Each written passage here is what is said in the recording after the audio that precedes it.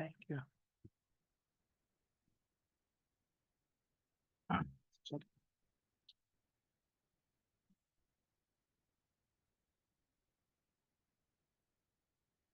லேவியராம 24:7 எடுக்கிறோமா? லேவியராம 24:7 ஒருத்தர் வாசி.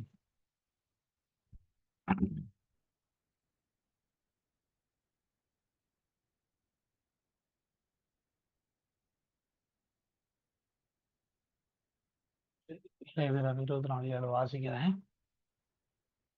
ஒவ்வொரு அடுக்கினிடத்தில் சுத்தமான தூபவர்க்கம் போட கடவாய். அது அப்பத்தோடு இருந்து ஞாபகக்குறியாக கர்த்தருக்கேற்ற தகன பலியாய் இருக்கும். அந்த வசனம் தான் பார்த்துட்டு வரோம். சரியா? அதுல லேவியராம 24:7 7வது வார்த்தை 8வது வார்த்தை பார்த்துட்டோம். அடுத்தது மெரூன் கலர்ல இருக்கிற வார்த்தை பார்க்கணும். அது கடைசி 2 வார்த்தை 9வது 10வது வார்த்தை அது என்னன்னு சொன்னா, இது வந்து கர்த்தருக்கு ஏற்ற தகன பலியா இருக்கும் அப்படிங்கிறத அந்த கடைசி 2 வார்த்தை. சரியா? கர்த்தருக்கு ஏற்ற தகன பலியா இருக்கும் அப்படிங்கிறது கடைசி 2 வார்த்தை. 8 எழுத்து. அது காடில் போட்டீங்கன்னா எவ்வளவு வருது? காடில் சிங்கிள் டு சிங்கிள். சொல்லுங்க, அதுக்கு மீனிங் பார்த்துடலாம்.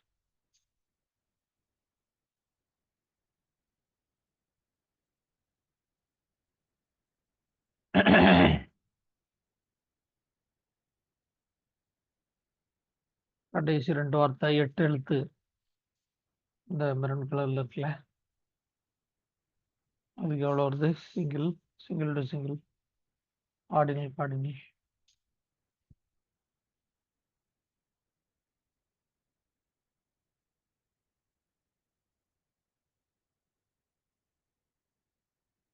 சிங்கிள் 29 வருதா?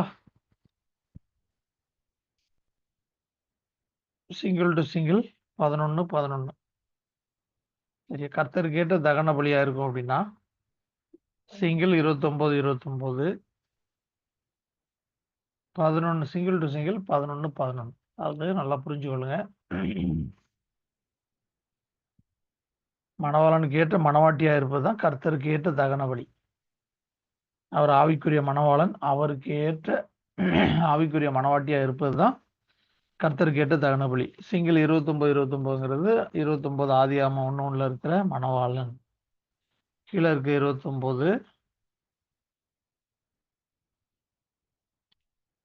ஆதியாகமம் 1:1 இருக்கிற ரெபேக்கா அடையாளமா இருக்கிற மணவாட்டி. ஆதியாகமம் 1:1 இருக்கிற ரெபேக்கா.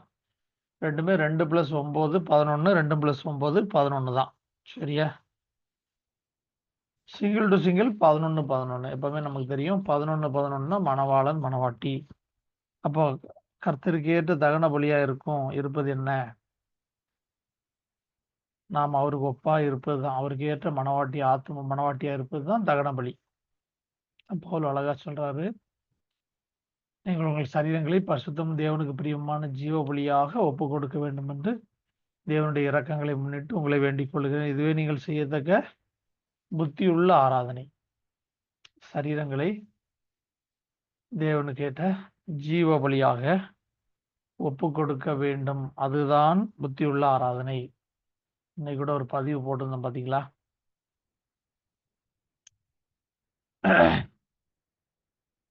நம்ம ஆவி அடிமைத்தின் ஆவியா இருக்கக்கூடாது, அப்பா பிதாவே என்று கூப்பிட பண்ணுகிற முத்திர சுவிகாரத்தின் ஆவியா இருக்கணும். நம்முடைய ஆத்மா அடிமைத்தன ஆத்மாவா இருக்கக்கூடாது. அவரை மணவாளனே என்று உரிமையோடு கூட கூப்பிடக்கூடிய ஆத்ம மணவாட்டியா இருக்கும். அடிமைத்தன ஆத்மாவா இருக்கக்கூடாது. அவரை மணவாளனே என்று கூப்பிடக்கூடிய ஆத்ம மணவாட்டியா இருக்கும். நம்முடைய சரீரம் அடிமையின் சரீரமா இருக்கக்கூடாது, அவருடைய மகிமையின் சரீரமாக இருக்கும். அவருடைய சாயலுக்கு ஒப்பான மகிமையின் சரீரமாக இருக்க வேண்டும். 3 வித்தியாசம் புரியுதா உங்களுக்கு? இந்த ஆவி அடிமைத்தனத்தின் ஆவியை பெறவில்லை, அப்பா பிதாவே என்று கூப்பிடப்படுகிற புத்திர சுவிகாரத்தின் ஆவியை பெற்றிருக்கிறோம். நம்முடைய ஆத்துமா அவரால் மீட்கப்பட்டிருக்கிறது. இந்த ஆத்துமா வெளியேறப்பட்டது, ரட்சிப்பு கர்த்தருடையது. இந்த ஆத்மாவை அவர் மீட்டிருக்கிறபடினால் மீட்கப்பட்ட ஆத்மாவை வேதம் சொல்லுகிறது, நீங்கள் எனக்கு மணவாட்டி, நான் உங்களுக்கு மணவாளன் சொல்லு. நல்லா புரிஞ்சு கொள்ளுங்க. மணவாட்டி அப்படின்னா யாரெல்லாம் அவரால் மீட்கப்பட்டு உலக தோட்டத்துக்கு முன்னே தெரிந்து கொள்ளப்பட்டு மீட்கப்பட்டிருக்கிறாங்களோ, ரட்சிப்பின் ஆரம்ப அனுபவத்துக்குள்ள வந்திருக்கிறாங்களோ, அவங்கள குறித்து வேதம் மணவாட்டின்னு சொல்லு. எபிரேயத்துல அவர் நம்மளை மணவாட்டியா நிச்சயித்துட்டார்னா, அதுக்கப்புறம் வேண்டான்னு தள்ளணும்னா, ஆக்சுவலி அது கல்யாணம் ஆன மாதிரி தான். டைவர்ஸ் பண்ணணும். எபிரேயத்துல யூத வழக்கத்தின்படி ஒரு பெண்ணை நிச்சயம் பண்ணியாச்சுன்னா, அதுக்கப்புறம் அந்த பெண்ணு வேண்டான்னு சொன்னா ப்ராப்பரா டைவர்ஸ் பண்ணணும். கல்யாணம் ஆனவங்க டைவர்ஸ் பண்ணணும் இல்லையா? அதே மாதிரி டைவர்ஸ் பண்ணணும். அப்போ நம்ம ஓசியால வாசிக்கிறோம், உன்னை நித்திய விவாகத்துக்கென்று உன்னை நியமித்துக் கொண்டேன், நீதியும் நியாயமும் உருக்கு இறக்குமா உன்னை நியமித்துக் கொண்டேன், உண்மையாய் உன்னை எனக்கு நியமித்துக் கொண்டேன், நீ கர்த்தரை அறிந்து கொள்வான்னு சொல்றாரா? அப்ப நியமித்து கொண்டார்னா, நியமிக்கப்பட்ட உலக தோட்டத்துக்கு முன்னே முன்குறிக்கப்பட்ட மனவாட்டியா இருக்கும்போது நம்ம ரட்சிக்கப்பட்டு இன்னைக்கு வந்திருக்கிறோம் அப்படின்னு சொன்னா, இதுதான் நிச்சயிக்கப்பட்ட அனுபவம். நிச்சயிக்கப்பட்ட அனுபவம், மனவாட்டியாய் நிச்சயிக்கப்பட்டிருக்கிறோம். இப்போ இந்த அனுபவத்துல புரிஞ்சு கொள்ளுங்க, புருஷன் வேண்டான்னு மனைவி புருஷனை தள்ள முடியாது. எபிரேய வழக்கத்துல, யூத வழக்கத்துல எனக்கு புருஷன் வேண்டான்னு மனைவி புருஷனை டைவர்ஸ் பண்ண முடியாது, அதுக்கு அனுமதி இல்லை. நாம கர்த்தரை வேண்டான்னு அவரை தள்ளிவிட முடியாது, டைவர்ஸ் பண்ண முடியாது. நீங்க தள்ளி விட்டாலும், நீங்க வேண்டான்னு உதறிட்டு போனாலும், அவர் தான் சர்வ பூமிக்கும் தேவன், அவர் தான் எல்லா ஆத்துமாக்களுக்கும் சிருஷ்டிகர். ஏசாயா 54:5 தூக்கத்தில் எழும்பி கேட்டா கூட மறந்துடக்கூடாது. வாசிங்க, ஒருத்தர் வாசிங்க.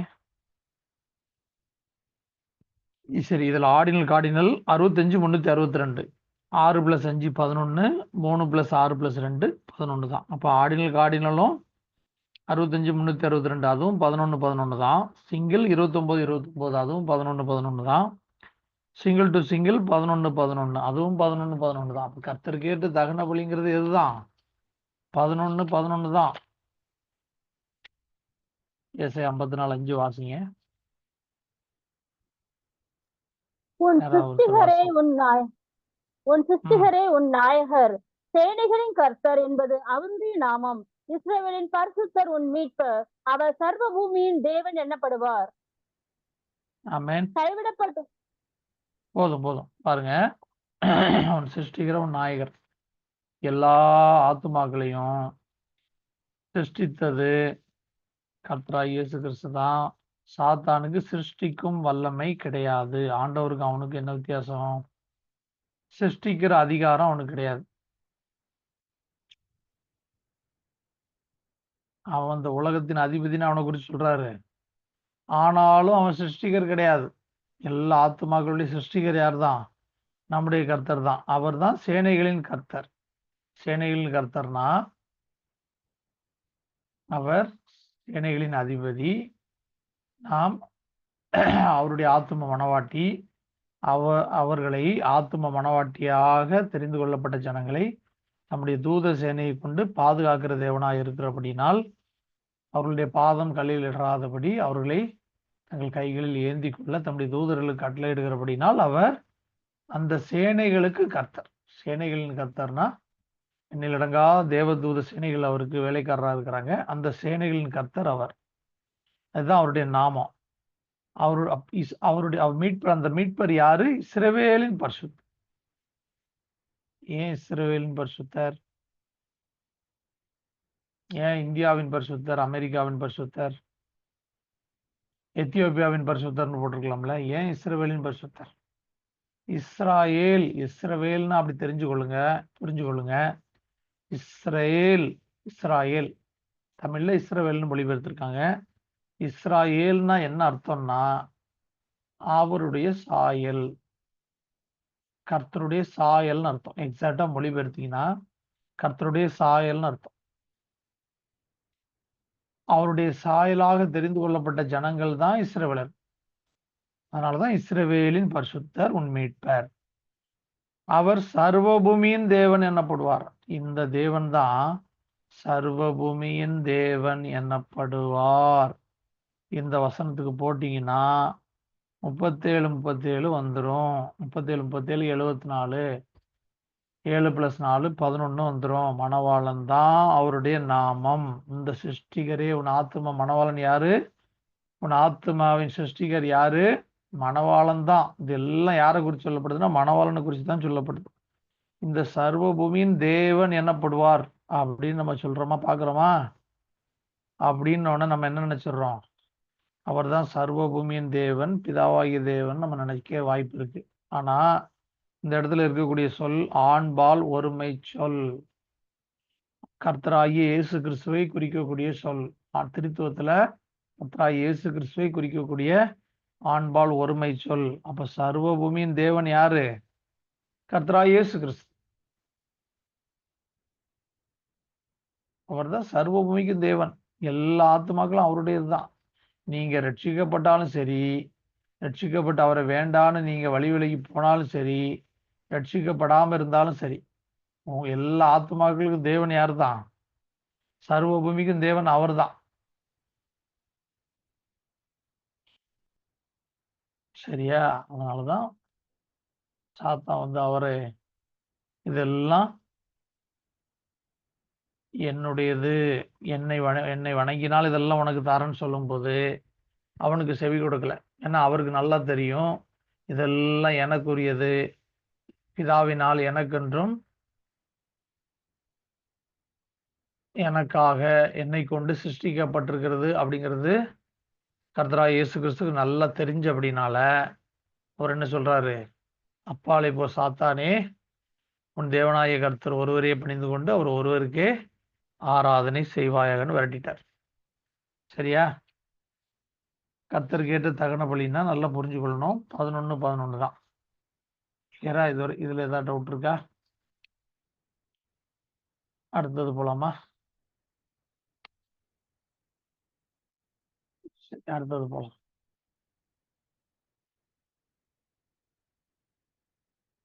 அடுத்த வசனம் வாசிங்க. லேவியராகமம் 24:8 ஒருத்தர் வாசிங்க. லேவியராகமம் 24:8.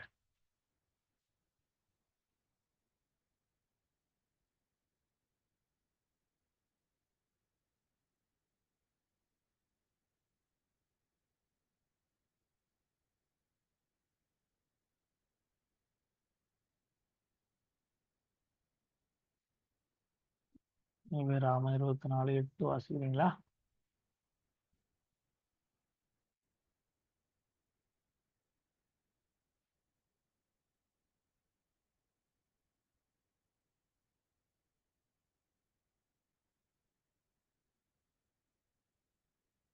வாசிங்க ஒருத்தர். 24:8 வாசிங்க லேவியராகமம்.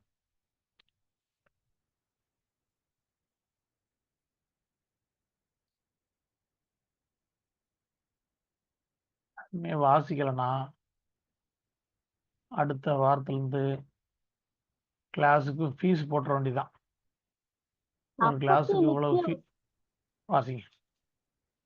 லேவியராகமம் 24:8. அப்பத்தை நித்திய உடன்படிக்கையாக இஸ்ரவேல் புத்திரர் கையிலே வாங்கி ஓய்வு நாள் தோறும் கர்த்தருடைய சந்நிதியில் அடுக்கி வைக்க கடவன். அது அது ஆரோனையும் போதும். அப்பத்தை நித்திய உடன்படிக்கையாக இஸ்ரவேல் புத்திரர் கையிலே வாங்கி ஓய்வு நாள் தோறும் கர்த்தருடைய சந்நிதியில் அடுக்கி வைக்க கடவன். அன்னைக்கு என்ன செய்யணும்? சம்பவத்துல என்ன பண்ணோம்? ஆரோன் என்ன பண்ணோம்? அப்பத்தை நித்திய உடன்படிக்கை அடையாளமாக, நித்திய உடன்படிக்கை கர்த்தர் கொடுத்த கட்டளை நித்திய உடன்படிக்கையாக இஸ்ரவேல் புத்திரர் கையிலே அப்பத்தை ஓய்வு நாள் தோறும் வாங்கி கர்த்தருடைய சந்நிதியில் அடுக்கி வைக்க கடவன். அதுதான் நியமம் அன்னைக்கு. சரியா? இன்னைக்கு நமக்கு இது எப்படி அப்படிங்கிறத பார்ப்போம். சரியா? இன்னைக்கு அப்படிங்கிறத பார்ப்போம். அதனால எல்லா கிளாஸ்க்கு ஒரு ஃபீஸ் போட்டு ₹100 200 ஃபீஸ் போட்டு அதெல்லாம் கலெக்ட் பண்ணி சுவிசேஷ ஊழியத்துக்கு பயன்படுத்தலான்னு ரொம்ப நாள் ஒரு யோசனை எனக்குள்ள ஓடிட்டு இருக்கு. பார்ப்போம். கர்த்தர் அனுமதி கொடுத்தாருன்னா ஒரு ₹100 200 ஃபீஸ். ஏன்னா இலவசமா படிக்கிறதுனால உண்மையா சொல்றேன். யாரும் ப்ளேம் பண்றதுக்காக சொல்லல. நிறைய பேருக்கு அதனுடைய மேன்மையே புரிய மாட்டேங்குது.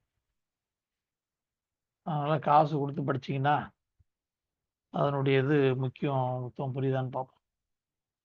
அப்படி ஒரு ₹100 200 ஃபீஸ் போட்டு கலெக்ட் பண்ணி எல்லாம் சுவிசேஷ ஊழியத்திற்கு கொடுக்கலாமான்னு ஒரு யோசனை ஓடிட்டு இருக்கு. பார்ப்போம் கர்த்தர் அனுமதி கொடுக்குறாருன்றோம். இப்போ லேவியராம் 24:8 ஆரோன் என்ன பண்ணோம்? அப்பத்தை நித்திய உடன்படிக்கையாக இஸ்ரவேல் புத்திரர் கையில வாங்கி ஓய்வு நாள் தோறும் கர்த்தருடைய சந்நிதியில் அடுக்கி வைக்க கடவன். இது அன்னைக்கு சம்பவம். இதுல உங்களுக்கு போட சொல்லியிருந்தேன். ஆடில் போட சொல்லியிருந்தேன். எவ்வளவு வருது? முதல்ல 1 2 3 ரெட் லெட்டர்ல கொடுத்ததா எப்பவுமே சிங்கிள் மட்டும்தான் போடணும். 1 2 3 4 5 6 7 வார்த்தை. முதல் பகுதி இந்த பிளாக் லெட்டருக்கு முன்னாடி உள்ள 7 வார்த்தை. சரியா?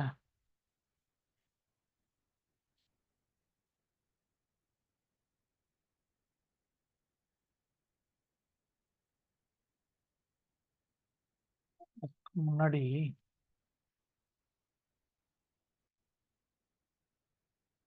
6ஆம் வசனத்தை 24:7 முடிச்சிரும். 24:7 ஏற்கனவே பார்த்த மொத்தம் எல்லாம் 6 வார்த்தைக்கு எழுதி லேவியராமம் 24:7 மொத்தம் தனித்தனியா பார்த்துருக்கோமா பிரிச்சு? அதுல மொத்தம் 6 வார்த்தைக்கும் சேர்த்து முதல்ல ஒரு 2 வார்த்தை பார்த்துருக்குறோம். அதுக்கடுத்து ஒரு 2 வார்த்தை பார்த்துருக்குறோம். அதுக்கடுத்து ஒரு 2 வார்த்தை பார்த்துருக்கோம். எல்லாத்துக்கும் சேர்த்து 6 வார்த்தை ஆர்டினல் டோட்டல் பண்ணிக்கங்க. Ordinal எழுதிக்கங்க. Ordinal 222 லேவியரா 24:7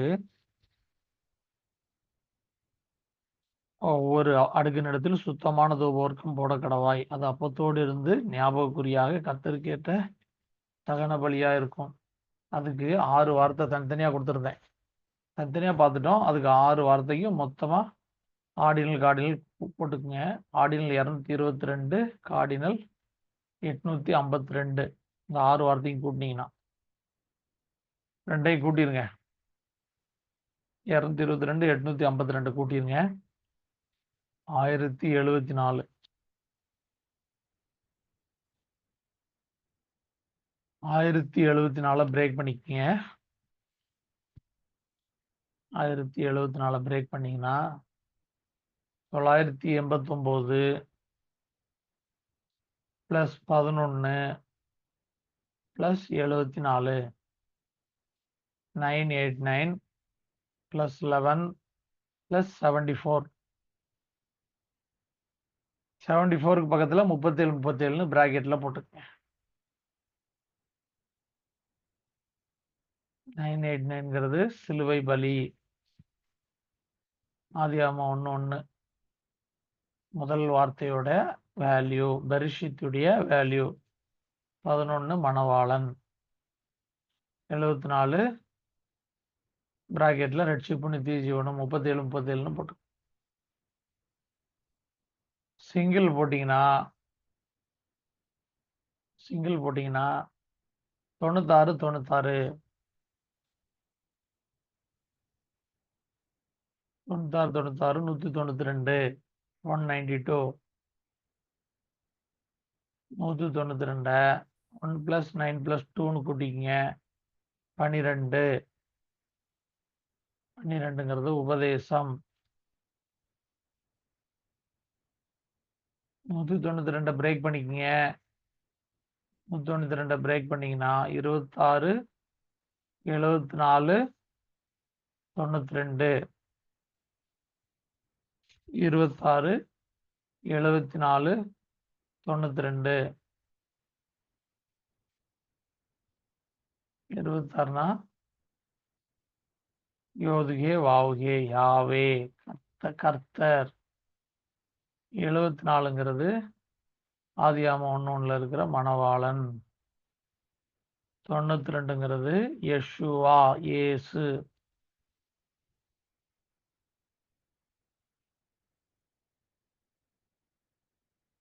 single to single போட்டிங்கன்னா இந்த 6 வார்த்தைக்கும் 33 33 வரும். 33 33 கூட்டிருங்க 66. 66ங்கிறது 66 புஸ்தகம் ஆதியாகமம் 1:1 இருக்கிற 6 × 11 6 11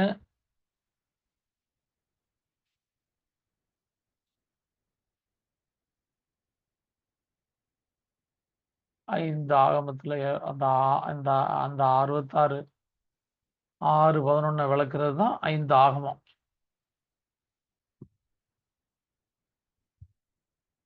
அந்த 5 ஆகமத்தை எக்ஸ்பேண்ட் பண்ணி காட்டுறது தான் விளக்குறது தான் மற்ற 61 புஸ்தகம்.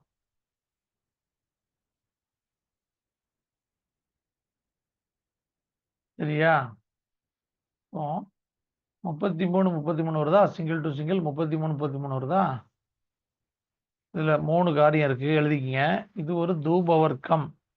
24:7ல சுத்தமான தூப வர்க்கம் போட கடவாய். அதுக்கு ஒரு 11 11. அடுத்து அப்பத்தோடு இருந்து ஞாபக குறி, மாவில் இருக்கிற ஞாபக குறி, அதுவும் 11 11. எல்லாத்துலயும் பாத்தீங்கன்னா 11 11 வந்திருக்கும். 3 விதமா 2 2 வார்த்தையா பிரிச்சு பிரிச்சு பார்த்துருக்கோம். அதுல தூப வர்க்கம் அதுவும் பாத்தீங்கன்னா 11 11. மாவில் இருக்கிற ஞாபக குறி அதுவும் பாத்தீங்கன்னா 11 11.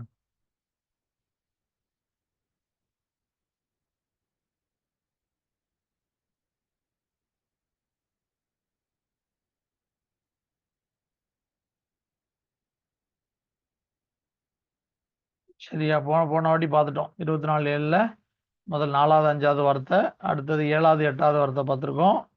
அடுத்தது கடைசி 2 வார்த்தை பார்த்துருக்கோம். இதுல எல்லாமே 11 11 வந்திருக்கு. சரியா? எல்லாத்துலயும் 11 11 வந்திருக்கு. அப்போ தகன பலியா இருக்கும், அதுவும் 11 11. பிரிச்சு எழுதிக்கங்க. இது ஒரு தூப வர்க்கம், அதுவும் 11 11. மாவில் இருக்கிற ஞாபக குறி அதுவும் 11 11. தகன பலியா இருக்கும், அதுவும் 11 11. எல்லாத்துலயும் சிங்கிள் டு சிங்கிள் 11 11. சரியா? அப்போ 33 33 வந்துருச்சு. 33 33 66. 6 6 × 11 6 11. மணவாளன் ஆதியாகமம் 1:1 இருக்கிற 6 11 மணவாளனுடைய 6 நாமங்கள். இதுல என்ன இருக்கு? இதுல உபதேசம் இருக்கு. என்ன உபதேசம் இருக்கு? 66 புஸ்தகத்துல ஒரு உபதேசம் இருக்கு. என்ன உபதேசம் இருக்கு அப்படிங்கிறத நம்ம பார்க்கணும்.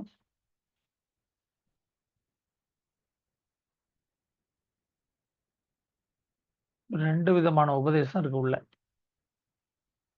ரட்சிப்பையும் நித்திய ஜீவனையும் குறித்த உபதேசம், அல்லது பாலகனையும் குமாரனையும் பற்றிய உபதேசம். எழுதிங்க. என்ன இருக்கு இதுல? 66 புஸ்தகத்துல ஒரு உபதேசம் இருக்கு. என்ன உபதேசம்? 2 விதமான உபதேசம் இருக்கு. பாலகன் குமாரனை பற்றிய உபதேசம், அதுதான் ரெண்டும். ரட்சிப்பை நித்திய ஜீவனையும் பற்றிய உபதேசம். சரியா? இப்போ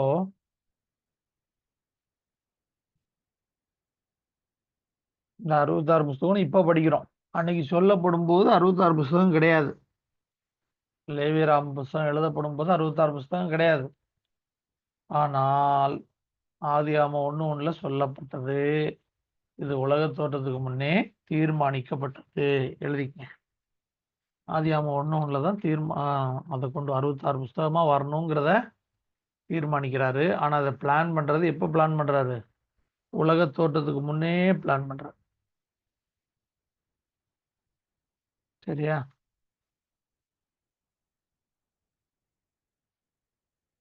நம்ம ரொம்ப நாள் முன்னாடி ஒரு வீடு கட்டுறதுக்கு பிளான் பண்ணி பல வருஷம் கழிச்சு அந்த பிளானை நிறைவேற்றுறதுக்கு என்ன பண்றோம்?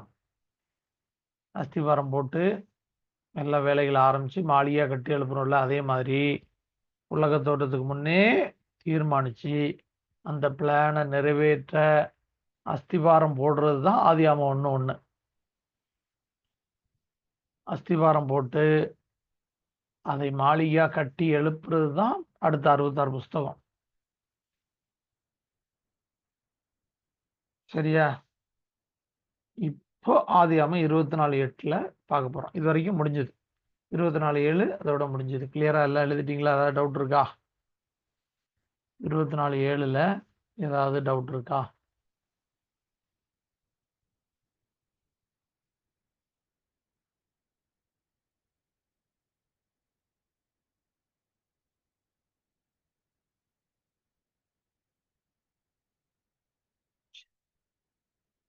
புரிஞ்சா சந்தோஷம். புரியலைன்னா தயவா கேளுங்க. அதுதான் என்ன பண்றது? உங்களுக்கும் பிரயோஜனம், எனக்கும் நன்மை. அப்போஸ்தலனாகிய பவுல் சொல்றாரு, நான் அநேக பாஷைகளை பேசினாலும் சபைகளிலே உங்களுக்கு புரியாத வேற பாஷையில பேசினா அது உங்களுக்கு என்ன பிரயோஜனம்? உங்களுக்கு புரியும்படி 5 வார்த்தைகள் பேசினா அதுதான் எனக்கு பிரயோஜனம்னு சொல்றாரு. நோக்கம் என்ன? நான் எனக்கு எல்லாம் தெரியும்னு அப்படியே கட கட கட கட கடன்னு அடிச்சு விட்டு போறதில்ல. உங்களுக்கு புரியுற மாதிரி ஒரு 5 பாயிண்ட் சொன்னாலும் அதுதான் பிரயோஜனம். சரியா?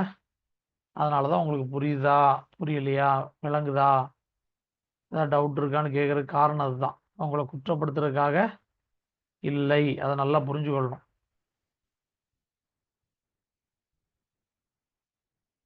தான் நம்ம என்ன படிச்சதுக்கான எக்ஸாம்லாம் வைக்கிறது கிடையாது. ஏன் வைக்கிறது கிடையாது?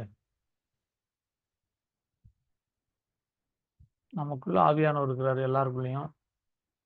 அவர் நம்ம எந்த அளவு படிக்கிறோம், எந்த அளவுல வளருகிறோம், எந்த அளவுல உட்கொள்கிறோம்னு பார்த்துக்கிட்டே இருக்கிறாரு. அப்புறம் எதுக்கு படிச்சது குறிச்ச எக்ஸாமு? அதனாலதான் நம்ம என்னெல்லாம் வைக்கிறது இல்லை. நமக்கு நாம் எல்லாரும் பரீட்சைக்கு நிற்கிறவர்களா இருந்தாலும் பரீட்சை வைக்கிறதில்லை. அதுதான் காரணம். சரியா? இப்போ 24:8 லேவியராகமம் 24:8 முதல் 7 வார்த்தைக்கு சிங்கிள் மட்டும் போட்டா எவ்வளவு வருது? யாராவது போட்டிருந்தா சொல்லுங்க, தைரியமா சொல்லுங்க, ஒன்றும் தவறு இல்லை. நீங்க ஹோம்ஒர்க் ஒர்க் அவுட் பண்ணி பார்த்துருந்தீங்கன்னா சிங்கிள் எவ்வளோ வருது, சிங்கிள் டு சிங்கிள் எவ்வளோ வருது சொல்லுங்க. மற்றவங்களும் அதை செக் பண்ணி பார்த்துக்கிட்டோம். போட்டிங்களா யாராவது? அமுதா ஸ்டார், ரெபேகா ஸ்டார் யாராவது போட்டிருக்கீங்களா? ஐயா ராஜையா?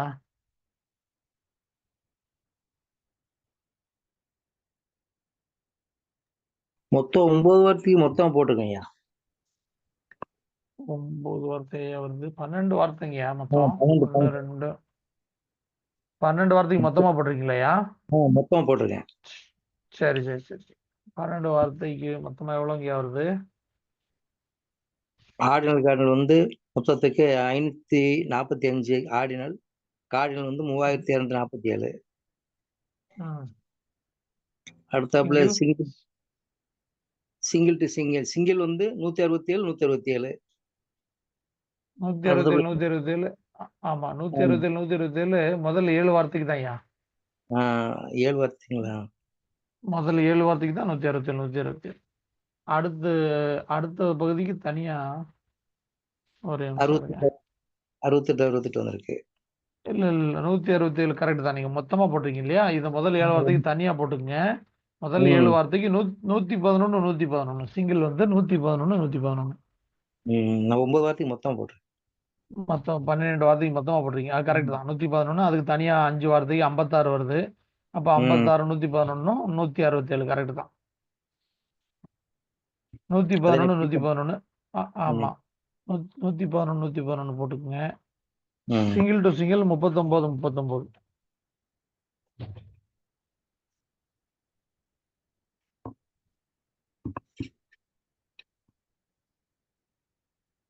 இப்போ முதல் 7 வார்த்தைக்கு என்ன என்ன அதுக்கு அர்த்தம்னா, அவர்கள் ஓய்வு நாள் தோறும் கர்த்தருடைய சந்நிதியில் ஒப்பு கொடுக்க கடவர்கள் அப்படிங்கிறது தான் முதல் 3 வார்த்தை. எழுதிங்க. முதல் 7 வார்த்தை என்னன்னா, ஓய்வு நாள் தோறும் கர்த்தருடைய சந்நிதியில் அடுக்கி வைக்க கடவன். அதுதான் முதல் 7 வார்த்தை. 111 111 ஒரு 111 பாலகன், இன்னொரு 111 குமாரன். எழுதிங்க. ஒரு 111 பாலகன், இன்னொரு 111 குமாரன். சிங்கிள் டு சிங்கிள் வந்து 39 39 78 78னா புதிய உடன்படிக்கை. 38ங்கிறது என்னது? புதிய உடன்படிக்கை, நியூ டெஸ்டமெண்ட், புதிய உடன்படிக்கை. அப்போ ஓய்வு நாள் தோறும் கர்த்தருடைய சந்நிதியில் அடுக்கி வைக்க கடவன்கிறது அங்க வந்து சம்பவம். இங்க எதை குறிக்குது? பாலகனையும் குமாரனையும் குறிக்குது, புதிய உடன்படிக்கையை குறிக்குது. சரியா? சிங்கிள் 111 111, சிங்கிள் டு சிங்கிள் 39 39 78 புதிய உடன்படிக்கை. சிங்கிள் 111 111 பாலகன் குமாரன். ஓகேவா? கிளியரா? ஓகே, அடுத்ததுக்கு போலாம். அடுத்த 5 வார்த்தை. அடுத்த 5 வார்த்தை என்னதுன்னா, அப்பத்தை இஸ்ரவேல் புத்திரர் கையில் வாங்கி, நித்திய உடன்படிக்கையாக அப்பத்தை இஸ்ரவேல் புத்திரர் கையிலே வாங்கி அப்படிங்கிறது தான் அடுத்த 5 வார்த்தை, கடைசி 5 வார்த்தை. அதுக்கு சிங்கிள் போட்டீங்கன்னா 56 56 56 56 கூட்டிருங்க. சிங்கிள் டு சிங்கிள் போட்டீங்கன்னா 29 29 கூட்டினீங்கன்னா 58. 29 29னா ஒன்று மணவாளனையும் இன்னொன்று மணவாட்டியும் குறிக்குது.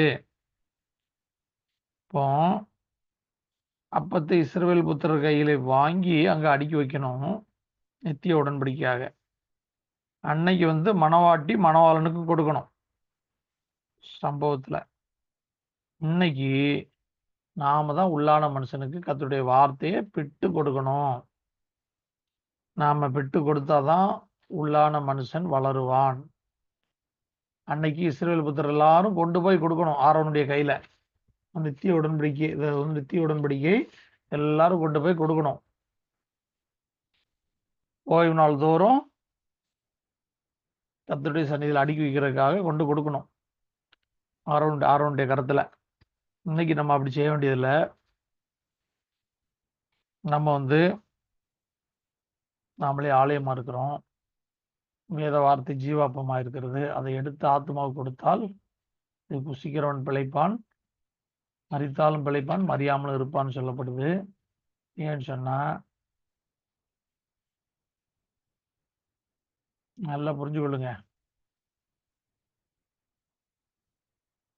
நம்ம தெருவிலிருந்து சாப்பிட்றோம், அது வந்து அவருடைய சரீரத்துக்கு அடையாளமாக. அவருடைய திராட்சரசம் சாப்பிட்றோம், அது அவருடைய ரத்தத்திற்கு அடையாளமாக. எதை மென்ஷன் பண்ணுது? அவருடைய பாடு மரணத்தை மென்ஷன் பண்ணுகிறது. அவர் நமக்காக அடிக்கப்பட்டதை, பாடு மரணத்தை நினைவு கூறும் பொருட்டு. நல்லா புரிஞ்சு கொள்ளுங்க. அந்த கோதுமை அப்பத்திலையும் திராட்சை ரசத்திலையும் ஜீவன் இல்லை. அப்படி அதுல ஜீவன் இருக்கிறது என்று வேதவசனம் சாட்சி பகரவில்லை. அது அவருடைய இரத்தத்திற்கும் அவருடைய மாம்சத்திற்கும் அடையாளமாக இருக்கிறது. அவருடைய பாடு மரணங்களை நினைவுபடுத்துகிறது. ஆனால் வேத வார்த்தை குறித்து வேத வாக்கியங்கள் ஆவியாயும் ஜீவனாயும் இருக்கிறது. தேவன் ஆவியாய் இருக்கிறார். இந்த வார்த்தையை மெய்யாகவே அந்த வார்த்தையை புசிக்கிறவன் பிழைப்பான், மரித்தாலும் பிழைப்பான், மறியாமலும் இருப்பான்ங்கிறது அதுக்கு தான் சூட் ஆகும். நீங்க சபையா நம்ம சேர்ந்து அப்பத்தையும் திராட்சரசத்தையும் பானம் பண்ணலாம், புசிக்கலாம். ஆனால் வேத வார்த்தைய சேர்ந்து சாப்பிடக்கூடியதில்ல. இண்டிவிஜுவலா தனித்தனியா ஆத்மாவுக்கு தனித்தனியா எடுத்துக்கொள்ளணும். வேதம் ஒவ்வொரு ஆத்மாவையும் இண்டிவிஜுவலா டீல் பண்ணுது. நீ எனக்கு மணவாட்டி, நான் உனக்கு மணவாளன் என்று அந்த ஆங்கிள் தான் ஆண்டவர் நம்மளை பார்க்கிறாரு தவிர, என்னுடைய சபையார் புசிச்சிட்டாங்க, என்னுடைய குடும்பத்தார் புசிச்சிட்டாங்க, என்னுடைய கணவர் புசிச்சாப்பிட்டு வேதத்தை வாசிச்சிட்டாரு, ஜெபம் பண்ணிட்டாரு அப்படின்னு நம்ம சொல்ல முடியாது. என்னுடைய மனைவி வாசிச்சிட்டாங்க, என்னுடைய பிள்ளை வாசிச்சிட்டாங்க அப்படின்னு நம்ம சொல்ல முடியாது. இண்டிவிஜுவலா நம்ம தான் எடுத்து ஆத்மாவுக்கு விட்டு கொடுக்கணும். இந்த வசனத்தை வாசிக்கிறவன் வாசிக்கிறது மட்டும் இல்ல, ஆராய்ந்து பார்க்கணும், தியானிக்கணும். இதுக்கெல்லாம் தியானிக்கணும், ஆராயணும்னா நீங்கள் வேதத்தின் மேல் உங்களுக்கு பிரியம் இருந்தால் தான் முடியும். கர்த்தருடைய வேதத்தில் பிரியமாயிருந்து இரவும் பகலும் அதில் தியானமாயிருக்கிற மனுஷன் பாக்கியவான். பிரியம் இருந்தால் தான் முடியும். கர்த்தருடைய வேதத்துல பிரியம் இல்லாம இதெல்லாம் முடியாது. தியானிக்கிறது, ஆராயறதெல்லாம் முடியாது. அதனால நீங்க இதை சிங்கிள் போட்டீங்கன்னா 29 சிங்கிள் டு சிங்கிள் 29 சிங்கிள் போட்டீங்கன்னா 56 112 112ங்கிறது 5 + 6 5 + 6 56 5 + 6 5 + 6 11 தான். 112 பிரேக் பண்ணிக்கங்க. 38 + 74 38 + 74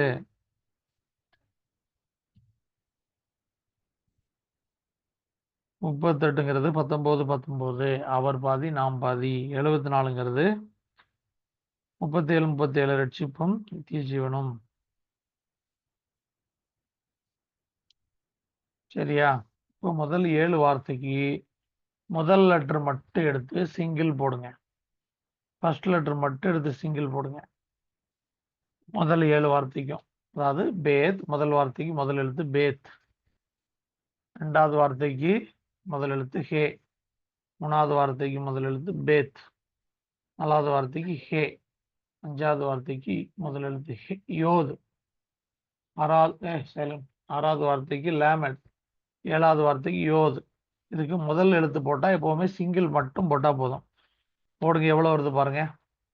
முதல் வார்த்தை 7 எழுத்துன்னு சொல்றேன். பேத், ஹே, பேத், ஹே, ரெண்டு வாட்டி பேத், ஹே, மறுபடியும் பேத், ஹே, யோத், லேமட், யோத்.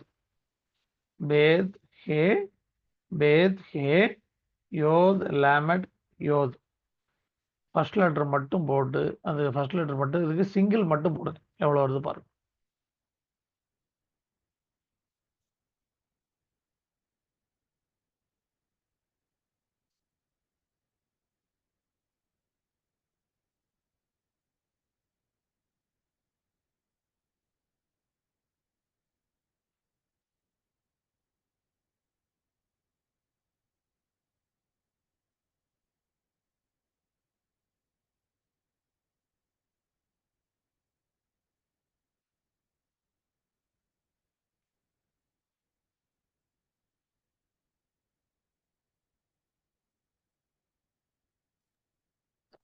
ஐயா 19 செங்கல் 19 சரியா?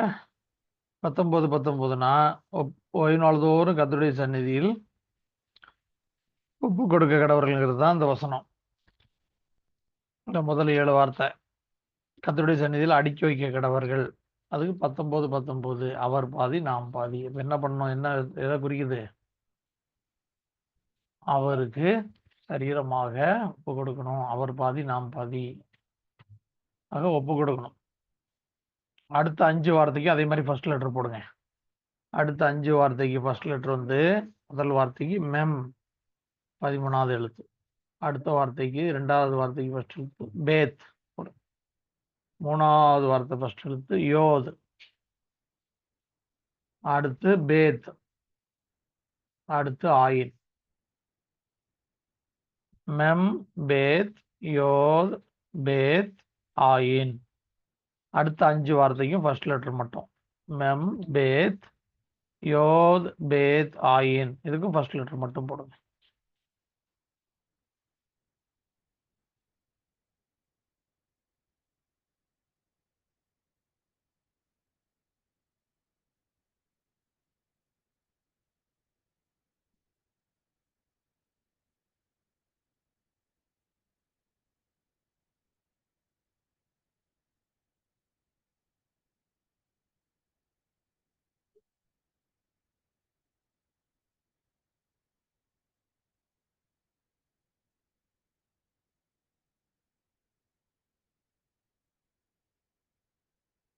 மேம் 13வது எழுத்து, பேத் 2வது எழுத்து, யோது 10வது எழுத்து, பேத் 2வது எழுத்து, ஆயின் 16வது எழுத்து.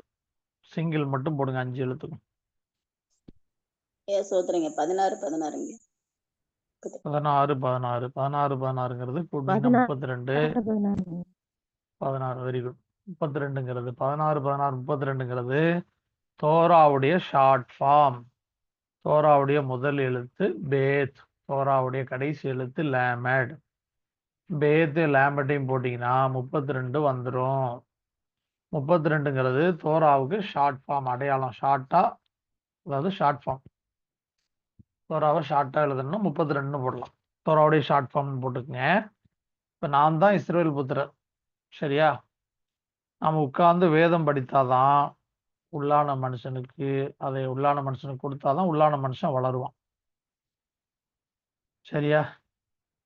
சரீரத்துக்கு எல்லா விதமான ஊட்டச்சத்தும் கொடுத்தா சரீரம் புஷ்டியா இருக்குது. உள்ளான மனுஷனுக்கு வேத வாக்கியத்திலிருந்து எல்லா ஆவிக்குரிய பொக்கிஷங்களையும் எடுத்து கொடுத்தீங்கன்னா உள்ளான மனுஷன் பலசாலியா இருப்பான். உள்ளான மனுஷன் வளர வளர வளரதான் நம்முடைய மாமிச சிந்தை குண்டி அப்படியே கூனி குறுகி போயிடும். உள்ளான மனுஷன் வளர வளர வளர மாமிச மனுஷன் அதனுடைய கிரியை எப்படி ஆயிரும்னா, அந்த கானான் தேசத்தை சுற்றி பார்க்க போறாங்கல்ல யோசுவாவும் காலேபும், அதுல எப்படி இருக்காங்க? அவங்க எல்லாம் பெரிய நெடிய ராட்சதர்களை போல இருக்காங்க. நாங்க அவங்க பார்வைக்கு எப்படி இருந்தோம்? சின்ன பூச்சி மாதிரி வெட்டுக்கிளி போல இருந்தோம்னு சொல்றாங்களா? அந்த மாதிரி நம்ம உள்ளான மனுஷன் வளர்ந்து ஸ்ட்ராங் ஆயிட்டான்னா நம்ம மாமிசத்தின் சுவாபம் அதுக்கு முன்னாடி எப்படி ஆயிரும்? பலனற்று குறுகி போயிடும். அந்த பலம் ஒரு பெரிய ராட்சசனுக்கு முன்னாடி ஒரு வெட்டுக்கிளி இருந்தா எப்படி இருக்கும்? அது ஒரு பொருளா மதிக்கப்படுமா? அந்த மாதிரி நம்ம ஆவிக்குரிய சரீரம் பலமான ஸ்ட்ராங்கா வளரும் போது மாம்சத்தின் கிரியைகள் அதுக்கு முன்னாடி என்ன ஆயிரும்? மக்கி மறைந்து காணப்படாமற் போகும், தோற்று போயிடும். சரியா? உள்ளான மனுஷன் வளரணும்னா வேதத்தை படிக்கணும். வேதத்தை படிக்கணும்னா உங்களுக்கு பிரியம் இருக்கணும். எபிரேயத்தின் மேல பிரியம் வரணும். முதல்ல உங்களுக்கு தமிழ் பைபிள் படிக்க வாஞ்ச இருக்கணும். தமிழ் பைபிள் படிக்க வாஞ்ச இருந்தாதான் அதை படிச்சு அதுல திருப்தி அடையாம இருக்கும்போது அடுத்த கட்டத்துக்கு வருவீங்க. ஓஹோ, எபிரேய வேதத்துல என்ன இருக்கு, மூல பாஷையில என்ன இருக்கு, அதுல போய் பார்க்கலான்னு. தமிழ் பைபிளே நமக்கு படிக்க வாஞ்ச இல்லைன்னு சொன்னா நம்ம இன்னும் குழந்தைகளா இருக்கிறோங்கிறதுல எந்த மாற்று கருத்தும் இல்லை. ஏன்னா தமிழ் பைபிள் படிச்சுதான் நம்ம ரட்சிக்கப்பட்டிருக்கிறோம். தமிழ் பைபிள் படிச்சு இன்னும் அதிலே படிக்கிறதுக்கு 1000 நிறைய விஷயம் இருக்கு. அப்போ தமிழ் பைபிளை படிக்க முதல்ல வாஞ்ச, அதுல உள்ள சம்பவங்கள்லாம் தெரிஞ்சிருந்தாதான் எபிரேயம் படிக்கும்போது ஆவியும் கனெக்ட் ஆகும், வசனம் லிங்க் ஆகும். அதுவே நமக்கு தகுடு தத்துவம்னு சொன்னா, தமிழ் பைபிள் உள்ள காரியங்களே தகுடு தத்துவம்னு சொன்னா, இதை படிக்கும்போது டைரக்டா 4ஆம் கிளாஸ் 5ஆம் கிளாஸ் படிச்சுட்டு டைரக்டா PhDல கொண்டு விட்ட மாதிரி இருக்கும். அப்படி கொண்டு விட்டா வசனம் கனெக்ட் ஆகாது. கனெக்ட் ஆகும்போது உங்களுக்கு என்ன ஆயிரும்? இடிக்கும், உங்களுக்கு சோர்வு வந்துடும் ஆட்டோமேட்டிக்கா. பாரு, எந்த மனுஷன் வேற வெள்ளிக்கிழமை உட்காந்துட்டு நாங்களே பல வேலைகளை பார்த்துட்டு வந்து உட்காந்துருக்கோம், இந்த மனுஷன் கணக்க போடுன்னு உயிர் எடுக்கிறாரியா அப்படின்னு உங்களுக்கு சோர்வு வந்துடும். சோர்வு வராம இருக்குன்னா தமிழ் பைபிள்ல உள்ள முதல்ல சம்பவங்களை நல்லா படிங்க, தரவா படிங்க. படிச்சுட்டு இதுல மேலானதை படிக்கும்போது ஆவி நம்மளுக்குள்ள இருக்கிற ஆவியானவரும் வேதத்தை எழுதுனதும் ஆவியானவர் தான். ஆவியானவர் அதையும் கனெக்ட் பண்ணாதான் நமக்கு ஃபயர் ஆகும். ஃபயர் ஆகலைன்னா ருசிக்காது, ருசிக்கலைன்னா உங்களுக்கு ஆர்வம் வராது. ஆர்வம் வரலன்னா தொடர்ந்து கிளாஸுக்கு வர மாட்டீங்க. இதுதான் விஷயம், சரியா? அப்போ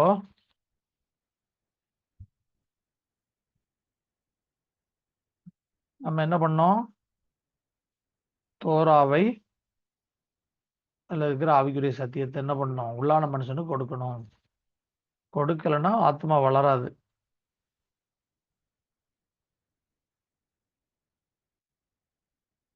ஆதியாகமம் 1:1 தான் 66 புஸ்தகம். 66 புஸ்தகத்தை விளக்குறது தான் 5 ஆகமம். அந்த 5 ஆகமத்தை விளக்கி சொல்றது தான் அடுத்த 61 புஸ்தகம். சரியா? கிளியரா இருக்கணும். நீங்க நல்ல வேதம் படிச்சுட்டு ஒவ்வொரு சயின்ஸு, மருத்துவம் இதெல்லாம் கம்பேர் பண்ணி பார்த்தீங்கன்னா, நம்ம ஆண்டவர் எவ்வளோ பெரியவர்னு உங்களுக்கு புரியும். நான் ஒரு 2-3 நாளைக்கு முன்னாடி தான் ஒரு விஷயம் படித்தேன். முதுகு தண்டு இருக்கு பார்த்தீங்களா?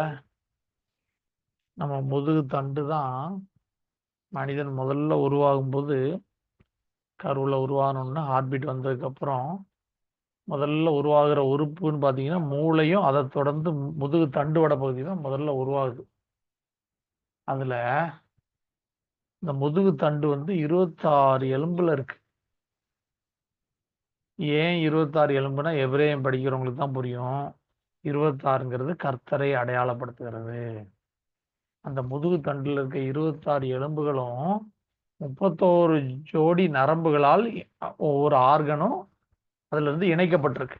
31 ஜோடினா எத்தனை? 62. ஏன் 62 நரம்புகளால் இந்த முதுகு தண்டுவடம் எல்லா ஆர்கனோடையும் கனெக்ட் ஆயிருக்கு, எல்லா உறுப்புகளோடையும் கனெக்ட் ஆயிருக்குன்னா எபிரேயம் படிக்கிறவங்களுக்கு தான் தெரியும். 62ங்கிறது எபிரேயத்துல குமாரனை குறிக்கிறது. பேத் நுன் சோபீத்.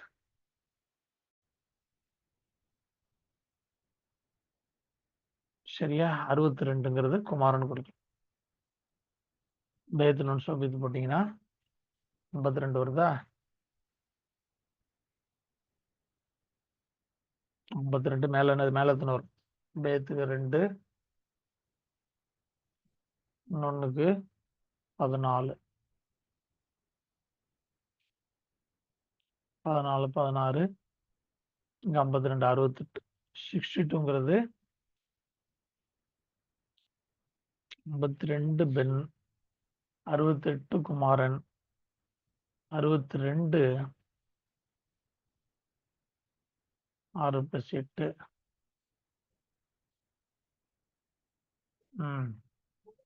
32 பெண் தான் வரும். நான் சொல்றேன் எப்படி வருதுன்னு. என்னன்னா நமக்கு தான் புரியும். 26ங்கிறது கர்த்தரை அடையாளப்படுத்துறதுக்காக தான் மனிதனுக்கு அந்த முதுகு தண்டுவட பகுதியில் 26 எலும்புகள் வச்சிருக்காரு. 61 ஜோடி நரம்பு 31 ஜோடி நரம்புகளால் பிணைக்கப்பட்டு. இப்படி எல்லாமே நீங்க பார்த்தீங்கன்னா பைபிள் கால்குலேஷன் தான் வரும். இதை விட்டு எங்கேயுமே வெளியே போகாது. ஏன்னா அது எல்லாத்தையும் உருவாக்குனவர் யாரு? சிருஷ்டித்தவர் அவர் தானே. அவர் தானே வேதத்தை கொடுத்துருக்கிறாரு. அவர் தானே வேதத்தை கணிதத்தில் மேக்ஸில் கொடுத்துருக்கிறாரு. சும்மா கொடுப்பாரா? யோசிங்க, கொஞ்சம் யோசிங்க, ஆழமா யோசிங்க.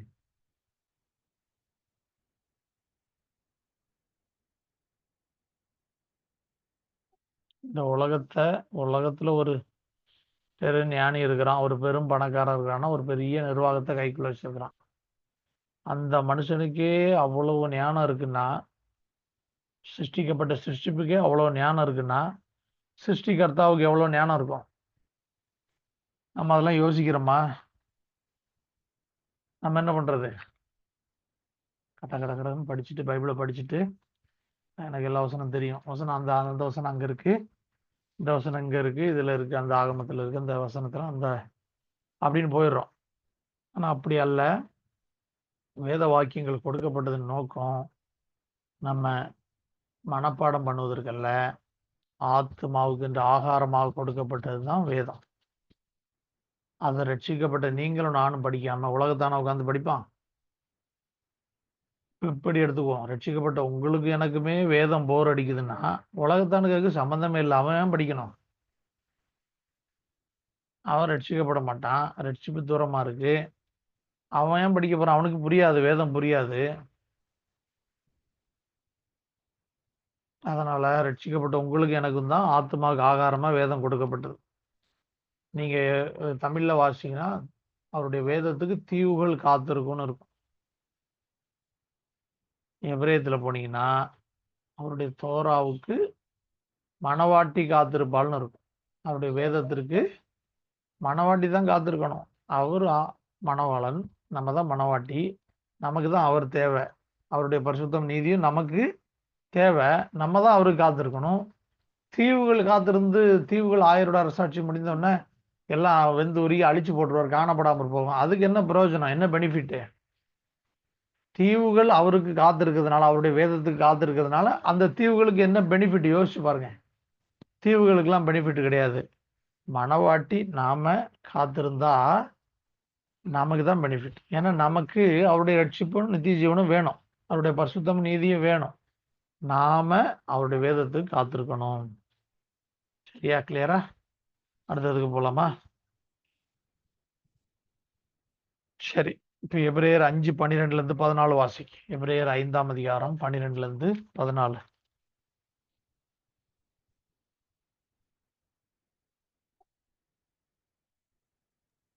எபிரேயர் 5 12 14. காலத்தை 12 to பார்த்தால் 14. காலத்தை பார்த்தால் போதகராய் இருக்க வேண்டிய உங்களுக்கு தேவனுடைய வாக்கியங்களின் மூல உபதேசங்களை மறுபடியும் உபதேசிக்க வேண்டியதாய் இருக்கிறது. நீங்கள் பலமான ஆகாரத்தை அல்ல, பாலை உண்ணத்தக்கவர்களானீர்கள். பால் உண்ணுகிறவன் குழந்தையாய் இருக்கிறபடினாலே நீதியின் வசனத்தில் பழக்கமில்லாதவனே இருக்கிறான். பலமான ஆகாரமானது நன்மை தீமை என்னவென்று பயிற்சியினால் பகுத்தறியத்தக்கதாக முயற்சி செய்யும் ஞான திரியங்களை உடையவர்களாய் இருக்கிற பூரண வயதுள்ளவர்களுக்கே தகும்.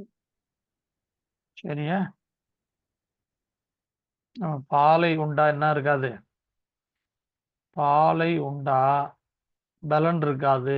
முக்கியமா என்னன்னா, பலமான ஆகாரத்தை நம்ம சாப்பிடாம பாலை உண்கிறவர்களா இருந்தால், பால் உண்கிறவன் குழந்தையா இருக்கிறான். குழந்தையா இருக்கிறவனுக்கு என்ன இருக்காது?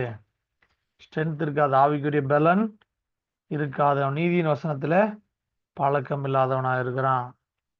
நீதியின் வசனத்துல பழக்கம் இல்லைன்னா என்ன நிற்க முடியும்? என்ன செய்ய முடியாது? என்ன சொல்ல வருது வசனம்?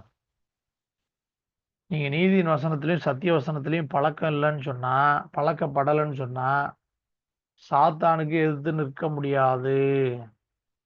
நீதியின் வசனத்துல பழக்கப்பட்டிருந்தாதான் பிசாசுக்கு எதிர்த்து நிற்க முடியும். பால் உண்ணிட்டு குழந்தை அனுபவத்துல இருந்தா பலன் இருக்காது. பலன் இருக்காத போது, பலன் இல்லாத பட்சத்துல சாத்தானுக்கு எதிர்த்து நிற்க முடியாது. அதுதான் இந்த வசனம் சொல்ல வருது. சரியா? அடுத்து நீங்க வாசிங்க 2 கொரிந்தியர் 6ஆம் அதிகாரம் 7ஆவது வசனம் வாசிங்க. 2 கொரிந்தியர் 6ஆம் அதிகாரம் 7ஆவது வசனம். சத்திய வசனத்திலும் திவ்ய பலத்திலும் நீதியாகிய வலது பக்கத்து ஆயுதங்களை தரித்திருக்கிறதிலும் கணத்திலும் கனவீனத்திலும் துர்க்கீர்தியிலும் நற்கீதியிலும் எத்தனப்பட்டாலும் நிஜஸ்தராகவும் அறியப்படாதவர்கள் எண்ணப்பட்டாலும் நன்றாய் அறியப்பட்டவர்களாகவும் சாகிறவர்கள் எண்ணப்பட்டாலும் உயிரோடு இருக்கிறவர்களாகவும் தண்டிக்கப்படுகிறவர்கள் எண்ணப்பட்டாலும் கொல்லப்படாதவர்களாகவும் துக்கப்படுகிறவர்கள் எண்ணப்பட்டாலும் எப்போதும் சந்தோஷப்படுகிறவர்களாகவும் தரித்திரர் எண்ணப்பட்டாலும் அநேகரை ஐஸ்வர்யங்களாக்குகிறவர்களாகவும் ஒன்றும் இல்லாதவர்கள் எண்ணப்பட்டாலும் சகலத்தை உடையவர்களாகவும் எங்களை விளங்க பண்ணுகிறோம். ஆமென். போதும். சத்திய வசனத்திலும் திவ்ய பலத்திலும் நீதியாகிய வலது இடது பக்கத்து ஆயுதங்களை தரித்திருக்கிறதிலும். நீதியாகிய வலது இடது பக்கத்து ஆயுதம்னா 14 14 பிரமாணங்கள். இதை செய்யலாம், இதை செய்யக்கூடாதுங்கிற அறிவு, பிரமாண அறிவு இருந்தாதான் சாத்தானுக்கு எதிர்த்து நிற்க முடியும். வேத அறிவு, வேதத்துக்குள்ளதான் பிரமாணம் இருக்கு. பிரமாண அறிவு, நீதியின் வசனம் நல்லா புரிஞ்சு கொள்ளுங்க. நீதியின் வசனம்னா 14 பிரமாண அறிவு. இதெல்லாம் செய்யலாம், இதெல்லாம் செய்யக்கூடாதுன்னு அந்த அறிவு இருக்கணும். சத்திய வசனம்னா 11 அவருக்கு மனவாட்டியா இருக்க எனக்கு என்னெல்லாம் தேவைங்கிற அறிவு இருக்கணும். அவருக்கு மனவாட்டினா எனக்கு என்னெல்லாம் தேவைங்கிற அந்த அறிவு இருக்கிறது. 11 அது உறவு சம்பந்தப்பட்டது. 14 கிரியை சம்பந்தப்பட்டது. நல்லா புரிஞ்சு கொள்ளுங்க. 11 அவருக்கும் நமக்கு இருக்கிற ஆத்ம உறவு சம்பந்தப்பட்டது. அது சத்திய வசனம். 14 கிரியை சம்பந்தப்பட்டது, நாம் செய்யக்கூடிய செயல்கள் சம்பந்தப்பட்டது, அது நீதி சம்பந்தப்பட்டது, அது பிரமாணம். 14 பிரமாணம். பிரமாண அறிவு இருக்கணும். அடுத்து உறவை பற்றிய அறிவு இருக்கணும். அதான் நீதியின் வசனம், சத்திய வசனம். வேதத்துல எங்கெல்லாம் நீதியின் வசனம்னு படிச்சீங்கன்னா பிரமாணத்தை பற்றினது. வேதத்துல சத்திய வசனத்தை பற்றி படிச்சீங்கன்னா 11 அவருக்கு உங்களுக்கு இருக்கிற உறவை பற்றினது. சரியா? அப்போ நீதியாகிய வலது இடது பக்கத்து ஆயுதத்தை தரிச்சுக்கிறதுன்னா இந்த மாதிரி ராணுவ வீரர் மாதிரி தலைக்கவசம் அதெல்லாம் போட்டு ஒரு வாழை இடுப்புல வச்சுக்கிட்டு அப்படி போறது இல்லை. பிரமாண அறிவு இருந்தா என்ன பண்ணலாம்? சாத்தானுக்கு எதிர்த்து நிற்கலாம். அவனும் சொல்லுவான், வசனத்துல இருந்து கோட் பண்ணா நமக்கும் வசனத்துல இருந்து கோட் பண்ண தெரியணும்.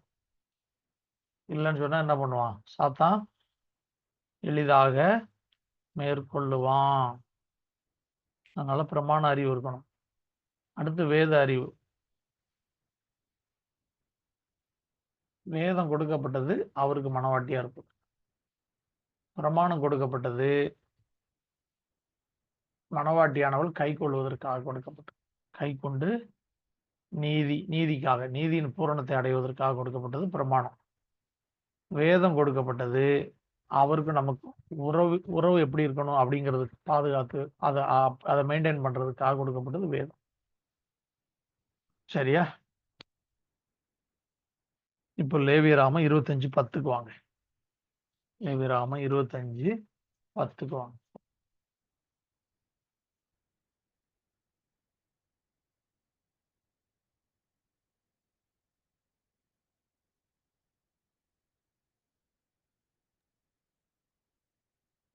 ஐம்பதாம் வருஷத்தை பரிசுத்தமாக்கி தேசமெங்கும் அதன் குடிகள் எல்லாம் விடுதலை கூற கடவீர்கள். அது உங்களுக்கு யூபிலி வருஷம். அதிலே உங்களில் ஒவ்வொருவனும் தன் தன் காணியாட்சிக்கும் தன் தன் குடும்பத்துக்கும் திரும்பி போக கடவன். ஆமென். லேவியராம 25:10 50ஆம் வருஷத்தை பரிசுத்தமாக்கி தேசமெங்கும் அதன் குடிகளுக்கெல்லாம் விடுதலை கூற கடவர்கள். அது உங்களுக்கு யூபிலி வருஷம். அதிலே உங்களில் ஒவ்வொருவனும் தன் தன் காணியாட்சிக்கும் தன் தன் குடும்பத்திற்கும் திரும்பி போக கடவன். 50ஆம் வருஷத்தை தேசத்துக்கு விடுதலை கூற சொல்றாரா? 50 அப்படின்னா இப்ரேயத்துல ஏற்கனவே படிச்சிருக்கிறோம். மணவாளன் மணவாட்டியை பிரமாணங்களின் அடிப்படையில் விடுதலையாக்குற அனுபவம் தான் 50. அதனாலதான் 50ஆவது நாள்ல யூதர்கள் வேலை பார்த்தவங்களுக்கு விடுதலை கொடுக்கணும். 50ஆம் வருஷத்தை, அதாவது 7 வருஷம், 7 49, 50ஆம் வருஷம் வந்துச்சுன்னா யூபிலி வருஷம். யூபிலி வருஷம்னா வேலை பார்க்குறவங்களுக்குலாம் விடுதலை கொடுத்து அவங்க காணியாட்சிக்கும் அவங்க குடும்பத்துக்கும் அனுப்பி விட்டுறணும்.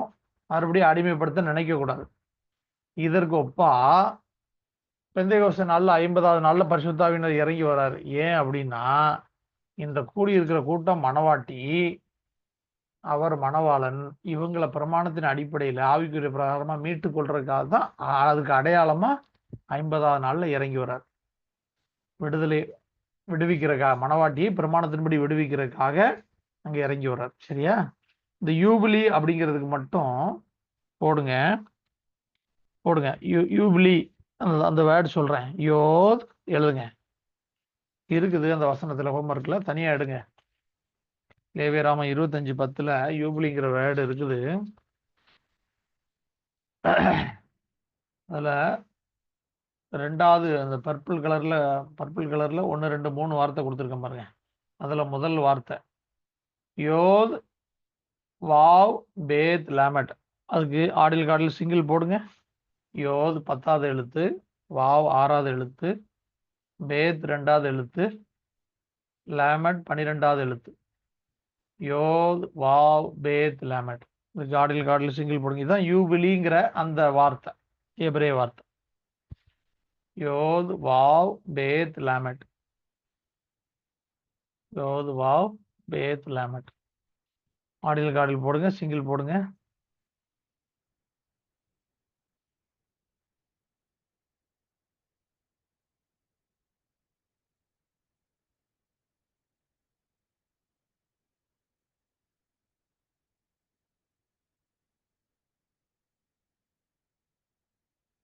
எவ்வளோ வருது?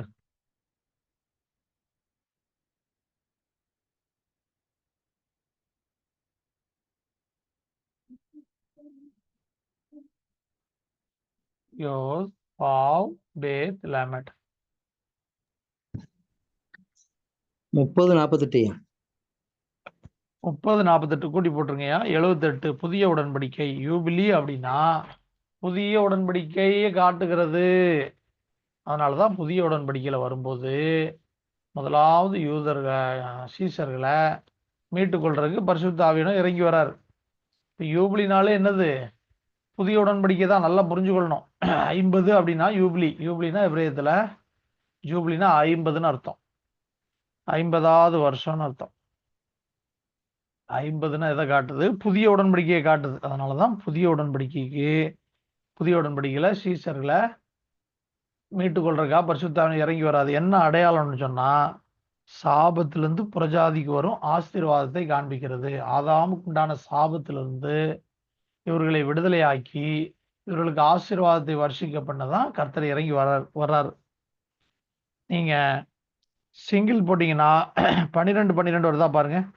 12 வருதுங்கய்யா. 12 12னா உபதேசம் எழுதிக்க.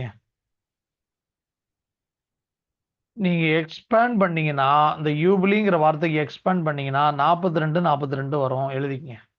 யூபிலிங்கிற வார்த்தைக்கு எக்ஸ்பேண்ட் பண்ணீங்கன்னா 42 42 வரும். 42ங்கிறது அதுவும் டீச்சிங் லேமேட்டுடைய வேல்யூ.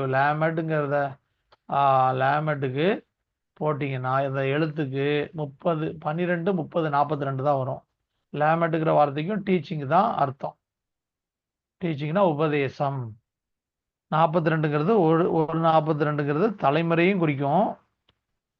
42ங்கிறது லேமேட்டையும் குறிக்கும். எழுதிக்கங்க. இந்த யூபிலிங்கிற வார்த்தையை எக்ஸ்பேண்ட் பண்ணீங்கன்னா 42 42 வரும். ஒரு 42ங்கிறது தலைமுறை, 42ங்கிறது உபதேசம் டீச்சிங்.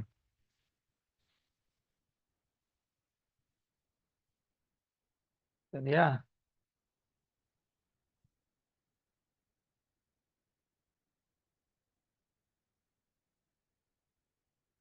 உபதேசம் என்ன உபதேசம்? எபிரேயர்களின் தேவனாயிருந்த அவர், இஸ்ரவேலர்களின் தேவனாயிருக்கிற அவர் இப்பொழுது ரட்சிப்பை கொடுக்கும்படியாக வந்திருக்கிறார். இதுதான் சுவிசேஷம். அதுதான் யூபிலிக்கு அடையாளம். நீங்க லூக்கா 4ஆம் அதிகாரம் 16ஆம் வசனத்தை வாசிங்க. லூக்கா சுவிசேஷம் 4ஆம் அதிகாரம் 16வது வசனத்தை ஒருத்தர் வாசிங்க.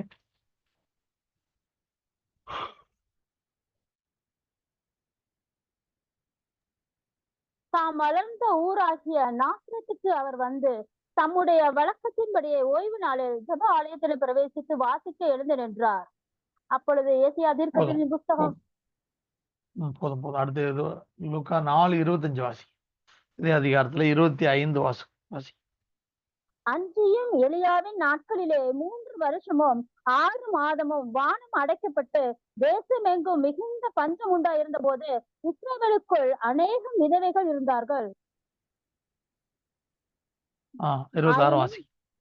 ஆயினும் எலியா சீதோன் நாட்டில் உள்ள சரேபாத் ஊரில் இருந்த ஒரு விதவினிடத்திற்கு அனுப்பப்பட்டானே அல்லாமல் மற்றொருவரிடத்திற்கும் அனுப்பப்படவில்லை. ஆமென் ஆமென். நல்லா புரிஞ்சுக்கொள்ளுங்க. இது யூபிலிக்கு அடையாளம். பாருங்க, 3 வருஷம் 3 வருஷமும் 6 மாசமும் சொல்லப்படுதா?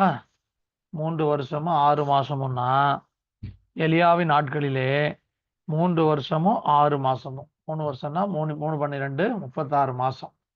36 + 6 மாசம் கூட்டுங்க. 36 6 42.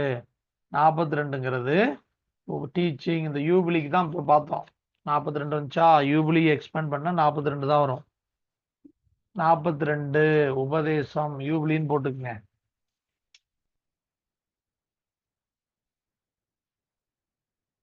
மூணு வருஷம் 6 மாசம்னா 36 + 6 42. இது எதற்கு அடையாளம்?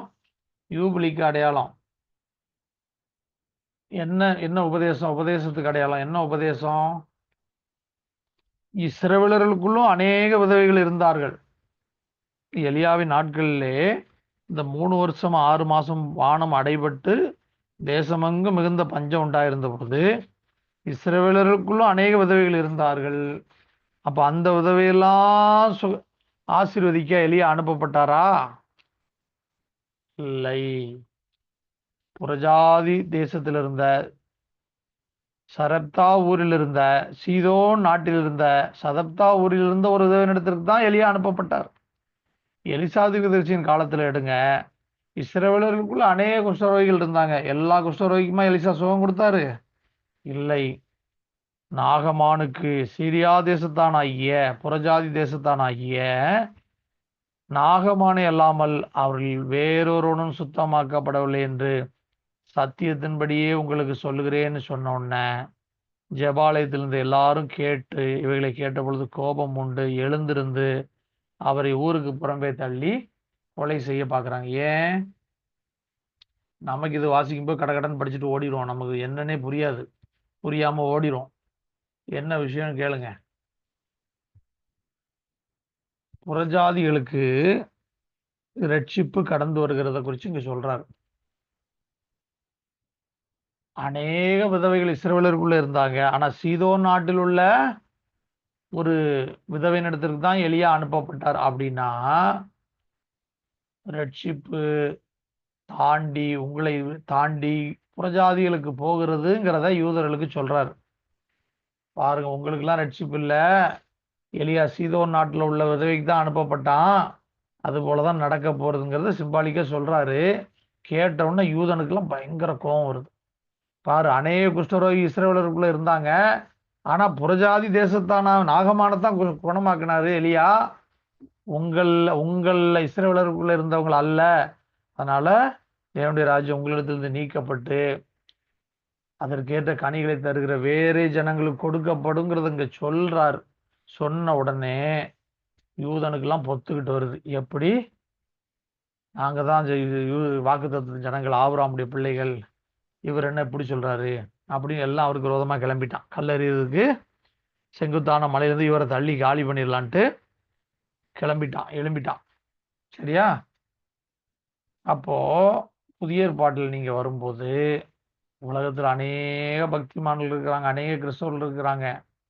ஆனால் வேதம் சொல்லுகிறது, நித்திய ஜீவனுக்கு நியமிக்கப்பட்டவர்கள் எவர்களோ அவர்கள் விசுவாசித்தார்கள். அப்போ உண்மையான விசுவாசி யாரு? நித்திய ஜீவனுக்கு என்று நியமிக்கப்பட்டவர்கள். அவர்கள் வருவாங்க, கடந்து வரும். அவர்கள் தான் அவருக்குரியவர்கள். பிதாவினால் குமாரனுக்கு என்று கொடுக்கப்பட்டவர்கள், தந்தருளப்பட்டவர்கள். அவர்கள் தான் உண்மையான விசுவாசி. அவர்கள் தான் நித்திய ஜீவனுக்கு என்று உலக தோட்டத்துக்கு முன்னே முன்குறிக்கப்பட்டவர்கள். அவர்கள் தான். சரியா? அவர்கள் தான் விசுவாசின்னு சொல்லப்படும். நல்லா புரிந்து கொள்ளுங்க. புதிய ஏற்பாட்டு திருச்சபையில கர்த்தர் ரட்சித்து, கர்த்தர் அந்த ஆத்மாவை தொட்டு அவன் சபைக்குள்ள அந்த ஆத்மா சபைக்குள்ள வந்திருந்தா அது மனம் திரும்பிக்கிட்டே இருக்கும், வளர்ந்துகிட்டே இருக்கும் மறுரூபத்தை நோக்கி. இவனா வலுக்கட்டாயமா நம்பி ஏற்றுக்கொண்டு விசுவாசித்து, இவனா கர்த்தரை விசுவாசித்து வந்து, ஆனா கர்த்தர் உண்மையிலே அவரை தொடாம வந்து இருக்காருன்னு வைங்க, ஒரு ஆத்மா, இவருக்கு எந்த கேரக்டர்ல சுவாபத்துல எந்த மாற்றமும் இருக்காது. எப்படி வந்தாரோ அப்படியே இருப்பாரு. சுவாபத்துல மாற்றமே இருக்காது. இவரா விசுவாசிச்சு வந்தா, கர்த்தர் தொட்டு வந்தா அந்த ஆத்மா வளர்கிறதற்கு, கற்றுக்கொள்ளுகிறதற்கு, தேறுகிறதுக்கு எப்போதும் ஆயத்தமா இருக்கும். நீங்க புரிஞ்சுக்கொள்ளணும், விசுவாசத்திற்கும் ரியாலிட்டிக்கும் உள்ள வித்தியாசத்தை நல்லா புரிஞ்சுக்கொள்ளணும். இப்ப நான் பெரிய கோடீஸ்வரன் அப்படின்னு என்னால விசுவாசிக்க முடியுமா? முடியாதா? இப்ப உங்களே எடுத்துக்கங்க. நான் பெரிய கோடீஸ்வரன் அப்படின்னு விசுவாசிக்க முடியுமா? முடியாதா? உங்களால் எல்லாரையும் முடியும்ல, நம்பலாம், நம்மளே நம்புறோம். ஆனா நம்மகிட்ட ஒண்ணும் இல்லை, அது வேற விஷயம். நம்ம பெரிய கோடீஸ்வரன் அப்படின்னு நம்ம நம்புறோம், விசுவாசிக்கிறோம், அது விசுவாசம். ஆனா அந்த பெரிய கோடீஸ்வரன் ஆகணும்னா நான் நிறைய ஸ்டெப் பிரயாசப்பட்டு அதற்கு முயற்சி எடுத்து அதுக்கேற்ற கிரியைகளை நடப்பித்து ஹார்ட் ஒர்க் பண்ணி வளர்ந்து வர்றதுக்கு பிரயாசப்படணும். அதுதான் பிராக்டிக்கல். ஆனா இன்னைக்கு கிறிஸ்தவ மார்க்கம் என்ன சொல்லுது? நீ விசுவாசி பரலோகத்துக்கு போயிடலான்னு சொல்லு. விசுவாசிங்கிறது தவறாம விசுவாசிக்கலாம். நான் பெரிய பணக்காரன் அப்படிங்கிறத விசுவாசிக்கிறேன், அதுவும் விசுவாசம் தான், அதுக்கு பேரும் நம்பிக்கை தான். அப்ப இது உண்மையாயிருமா? நான் பெரிய பணக்காரங்க அப்படின்னு நான் நம்புறேன், நம்புறதுனால அது உண்மையாயிருமா? உண்மையாகாது. நான் அப்படி பணக்காரன் ஆகணும்னா நான் அதற்கு நிறைய படிக்கணும், நிறைய ஹார்ட் ஒர்க் பண்ணணும், நிறைய காரியங்களை தியாகம் பண்ணணும். அப்படி அதற்கு நிறைய ஒர்க் அவுட் பண்ணி வளர்ந்து வர முயற்சி பண்ணி அந்த இடத்துக்கு ஒருவேளை போகலாம். இது பிரயாசம், ரியாலிட்டி. ஆனா இதுல மட்டும் என்ன சொல்லிடுறாங்கன்னு சொன்னா, நீ விசுவாசிட்டேன்னா இயேசு தான் தேவன் விசுவாசிட்டா பரலோகம் போயிடலாம். வேதத்தில் உள்ள உபதேசம் அப்படி இல்லை. நீ கர்த்தராகிய இயேசு கிறிஸ்துவை விசுவாசி, ஒருவேளை உன்னுடைய பாவங்கள் மன்னிக்கப்படலாம். அப்படி மன்னிக்கப்பட்டால் நீ நித்தியத்துக்கு வர வேண்டுமா வரக்கூடாதா, நீ வரக்கூடியவனா வரக்கூடாதவளா அப்படிங்கிறத முடிவு பண்ணுகிறது கர்த்தர். அப்படிங்கிறது தான் வேதத்தில் இருக்கிற உபதேசம். இன்னைக்கு இருக்கிற கிறிஸ்தவ மண்டலத்தில் இருக்கிற உபதேசத்துக்கும் வேதத்தில் இருக்கிற உபதேசத்துக்கும் புரிஞ்சு கொள்ளுங்க வித்தியாசத்தை. நீ விசுவாசிச்சா பரலோகம் கேரண்டின்னு சொல்றது இன்னைக்கு அதெல்லாம் அடிச்சு விடுறது மனித மார்க்கத்தின் வழியா வந்தது. ஆனா வேதத்தில் இருக்கிற உபதேசம், நீ மனம் திரும்பு, அப்பொழுது ஒருவேளை உன்னுடைய பாவங்கள் மன்னிக்கப்படலாம். அப்படி மன்னிக்கப்பட்டால் நீ நித்திய வாழ்க்கைக்கு வரணுமா வேண்டாமான்னு கர்த்தர் தான் முடிவு பண்ணுவார். அப்படிங்கிறதுதான் வேதத்தினுடைய உபதேசம். இன்னைக்கு அதுக்கு பாருங்க, இன்னைக்கு கிறிஸ்தவத்தில் இருக்கிறதுக்கும் எவ்வளவு வித்தியாசம், வேதத்தில் இருக்க உபதேசத்துக்கு எவ்வளவு வித்தியாசமா இருக்குன்னு பாருங்க. இதுதான் வேதத்தில் இருக்க உபதேசம். நீ மனம் திரும்பினால் ஒரு பாவம் மன்னிக்கப்படலாம். அப்படி மன்னிக்கப்பட்டால் கர்த்தர் நித்திய ஜீவனுக்கு வரணுமா வேண்டாமான்னு அவர் தாங்க முடிவு பண்ணுவாரு. எங்க அம்பானி வீட்டுல கல்யாணம் நடந்துச்சுல இப்போ 1 வருஷம் முன்னாடி, யாரை இன்வைட் பண்ணாரோ அவங்க தான் போக முடியும். நீங்கள் நான் எல்லாரும் போக முடியுமா? அம்பானி வீட்டு கல்யாணத்துக்கே இந்த நிலைமைன்னா நித்திய ஜீவனுக்கு எல்லாரும் நான் நம்புற விசுவாசிக்கிறவங்க எல்லாரும் எப்படி போக முடியும்? அவர் அழைச்சாதானே, அவர் வாருங்கள் என் பிதாவினால் ஆசீர்வதிக்கப்பட்டவர்களே தகுதி உள்ளவர்கள் அழைச்சாதானே போக முடியும். அவர் அழைக்காம எப்படி போக முடியும்? அதுக்கு மட்டும் இந்த கான்செப்ட் கொண்டு வர மாட்டாங்க. அம்பானி வீட்டு கல்யாணம் எப்படி நடந்துச்சு தெரியுமா? ஒவ்வொரு கேட்டகரி, பெரிய விஐபி விவிஐபி இப்படி ஒருத்தருக்கும் ஒரு பேட்ச் மாதிரி கொடுத்துட்டாங்க. அவங்கவுங்க அந்தந்த இடத்துக்குள்ள வரைக்கும் போகலாம். அந்தந்த பேட்ச் உள்ளவங்க அந்தந்த இடத்துல தான் அவங்க இருக்கணும். அப்படி அம்பானி கல்யாணத்துல அப்படி நடந்துச்சு, அவன் மகன் கல்யாணத்துக்கு. அப்போ அம்பானி கல்யாணத்துக்கே அழைக்கப்படாம உலகத்துல இருந்து யாரும் போக முடியாது. நித்திய ஜீவனுக்கும் அவரால் இல்லாம கர்த்தராகிய இயேசு கிறிஸ்து பெர்மிட் பண்ணாம ஒருத்தரும் போக முடியாது. அவர் அறியேன்னு சொல்லிட்டா நல்லா தெரிஞ்சு கொள்ளுங்க, அவ்வளவுதான். கைவிடப்பட்டது தான். அந்த டைம்ல யாரும் ரெக்கமெண்ட் பண்ண முடியாது. நான் உங்களை அறிய நீங்கள் எவ்விடத்தாரோ, உங்களை அறியேன்னு சொல்லிட்டாருன்னா, நீங்கள் அக்கிரம செய்காரே என்னை விட்டு அகன்று போங்கன்னு சொல்லிட்டாருன்னா யாரும் ரெக்கமெண்டுக்கு போக முடியாது. அதனால நல்லா புரிஞ்சு கொள்ளணும். சின்ன வயசுலேருந்து நாமும் சரி, நம்ம குழந்தைகளுக்கும் சரி, நம்ம குடும்பத்தாருக்கும் சரி, எதை சொல்லி சொல்லி வளர்க்கணும்? உன் சிருஷ்டிகரே உன் நாயகர், அவர்தான் சேனைகளின் கர்த்தர், அவர்தான் உன் மீட்பர், அவர்தான் சர்வ பூமிக்கும் தேவன். அவரை பிடித்து கொண்டால் உனக்கு தான் லாபம், உனக்கு தான் ஆதாயம், உனக்கு தான் பெனிஃபிட். இதை சொல்லி சொல்லி வளர்க்கணும் வாலி வயசு வரைக்கும். அதையும் தாண்டி அந்த ஆத்மா வழி விலகி போனா கர்த்தருக்கும் அந்த ஆத்மாவுக்கு தான். அதுக்கு நம்ம பொறுப்பாளி ஆக முடியாது. வேதத்தினுடைய கணக்கு 14 வயசு தாங்க. டீனேஜுங்கிறது 14 வயசு தான். நன்மை தீமை அறியக்கூடிய வயது. இந்த வயது வந்துட்டா கர்த்தரிடத்துல அவங்கள ஒப்புவிச்சிடணும். யூதர்கள் 14 வயசுல கர்த்தருக்கு அவங்கள ஒப்புவிச்சு நம்ம ஞானஸ்நான அனுபவத்துக்குள்ள வழி நடத்தணும்ல. அவங்க என்ன பண்ணுவாங்க?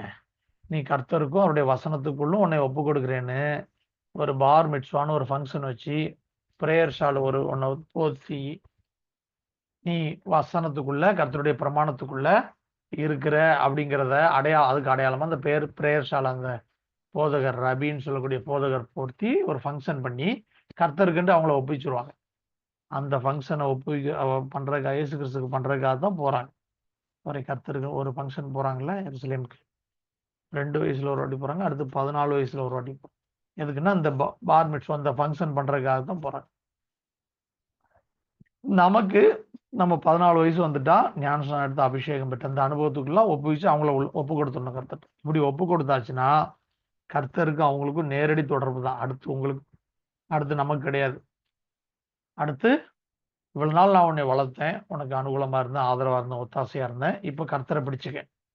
இவர் தான் உன் மீட்பர், இவர் தான் உன் ஆத்தும மணவாளன், இவர் தான் சர்வபூமிக்கு தேவன், இவர் தான் சிருஷ்டிகர், இவரை பிடிச்சிக்க அப்படின்னு சொல்லி நம்ம ஞானஸ்நான அனுபவத்துக்குள்ள உள்ள ஒப்பு கொடுத்தணும். அப்படி ஒப்பு கொடுத்துட்டா ஃப்ரீ. அதுக்கப்புறம் அவங்களுக்கு ஆத்மாக்கு அவங்க ஆத்மாக்கும் கர்த்தருக்கும் தான் இந்த அனுபவத்தில் தான் வளர்க்க சொல்றாரு. ஆனா நம்ம எப்படி இந்த சுவிசேஷர்கள் கடந்த பல ஆண்டுகளா புரஜாதிகளுக்கு சுவிசேஷம் கடந்து வந்து சுவிசேஷகர்கள் என்ன பண்ணாங்க? நீ விசுவாசித்தால் பரலோகம் போயிடலான்னு திரளான ஜனங்களை சபைக்குள்ள கொண்டு வந்தாங்க. சபைக்குள்ள கொண்டு வரும்போது உண்மையிலே கர்த்தரால் தொடப்பட்டவனும் சபைக்குள்ள வந்தாங்க. அவரை நம்பி வெறுமனே விசுவாசித்து ஆனால் ரட்சிப்பின் அனுபவம் இல்லாம அப்படிப்பட்ட ஜனங்களும் சபைக்குள்ள உட்கார்ந்துக்கிட்டு இப்ப இவங்களுக்கு ரட்சிப்பின் அனுபவம் இருக்காது, ஆனா சபைக்குள்ள கிறிஸ்தவங்களா உட்கார்ந்துருப்பாங்க. அப்ப என்ன ஆகுது? முன்னு கிரியில மாற்றம் உண்டாகாது, சுவாபம் மாற்றம் உண்டாகாது, வளரவே மாட்டாங்க.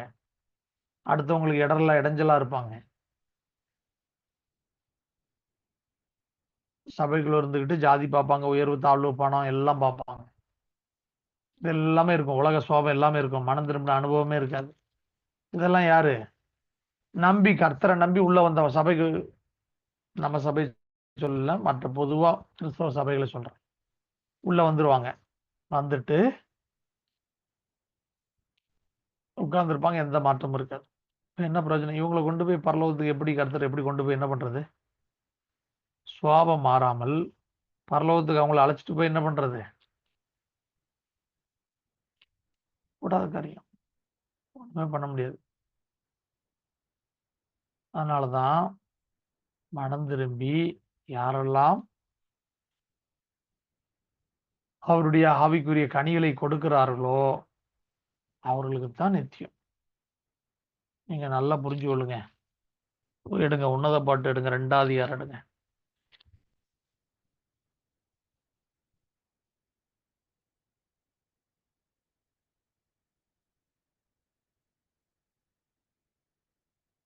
உன்னத பாட்டு 2ஆம் அதிகாரம்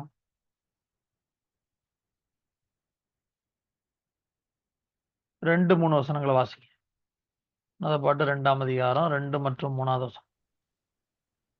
முள்ளுகள் உள்ள லீலி புஷ்பம் எப்படி இருக்கிறதோ அப்படியே குமாரத்திகளுக்குள்ளே எனக்கு பிரியமானவளும் இருக்கிறார். காட்டு மரங்களுக்குள்ளே கிச்சிலி மரம் எப்படி இருக்கிறதோ அப்படியே குமாரனுக்குள்ளே என் நேசர் இருக்கிறார். அதன் நிழலிலே வாஞ்சியாய் உட்கார்கிறேன், அதன் கனி என் வாய்க்கு மதுரமாய் இருக்கிறது. ஆமென். பாருங்க, முள்ளுகளுக்குள்ளே லீலி புஷ்பம் எப்படி இருக்கிறதோ அப்படியே குமாரத்திகளுக்குள்ளே எனக்கு பிரியமானவளும் இருக்கிறாள். மணவாளன் மணவாட்டியை பத்தி சொல்றாரு, 2வது வசனம். அநேக முள்ளு, அதுக்குள்ள லீலி புஷ்பம் எப்படி தனித்துவமா தெரியுதோ அதை போல அநேக குமாரத்திகள் உலகத்துக்குள்ள இருக்கிறாங்க. அந்த குமாரத்திகளுக்குள்ள எனக்கு பிரியமானவள் எப்படி இருக்கிறா? லீலி புஷ்பத்தை போல இருக்கிறாள். ஆண்டவரை பத்தி மணவாட்டி சொல்றா 3வது வசனத்துல, அநேக காட்டு மரங்களுக்குள்ளே கிச்சிலி மரம் எப்படி தனித்துவமா தனியா தெரியுதோ அப்படி குமாரருக்குள்ளே என் நேசர் இருக்கிறார். என் நேசர் எப்படி இருக்கிறாரு?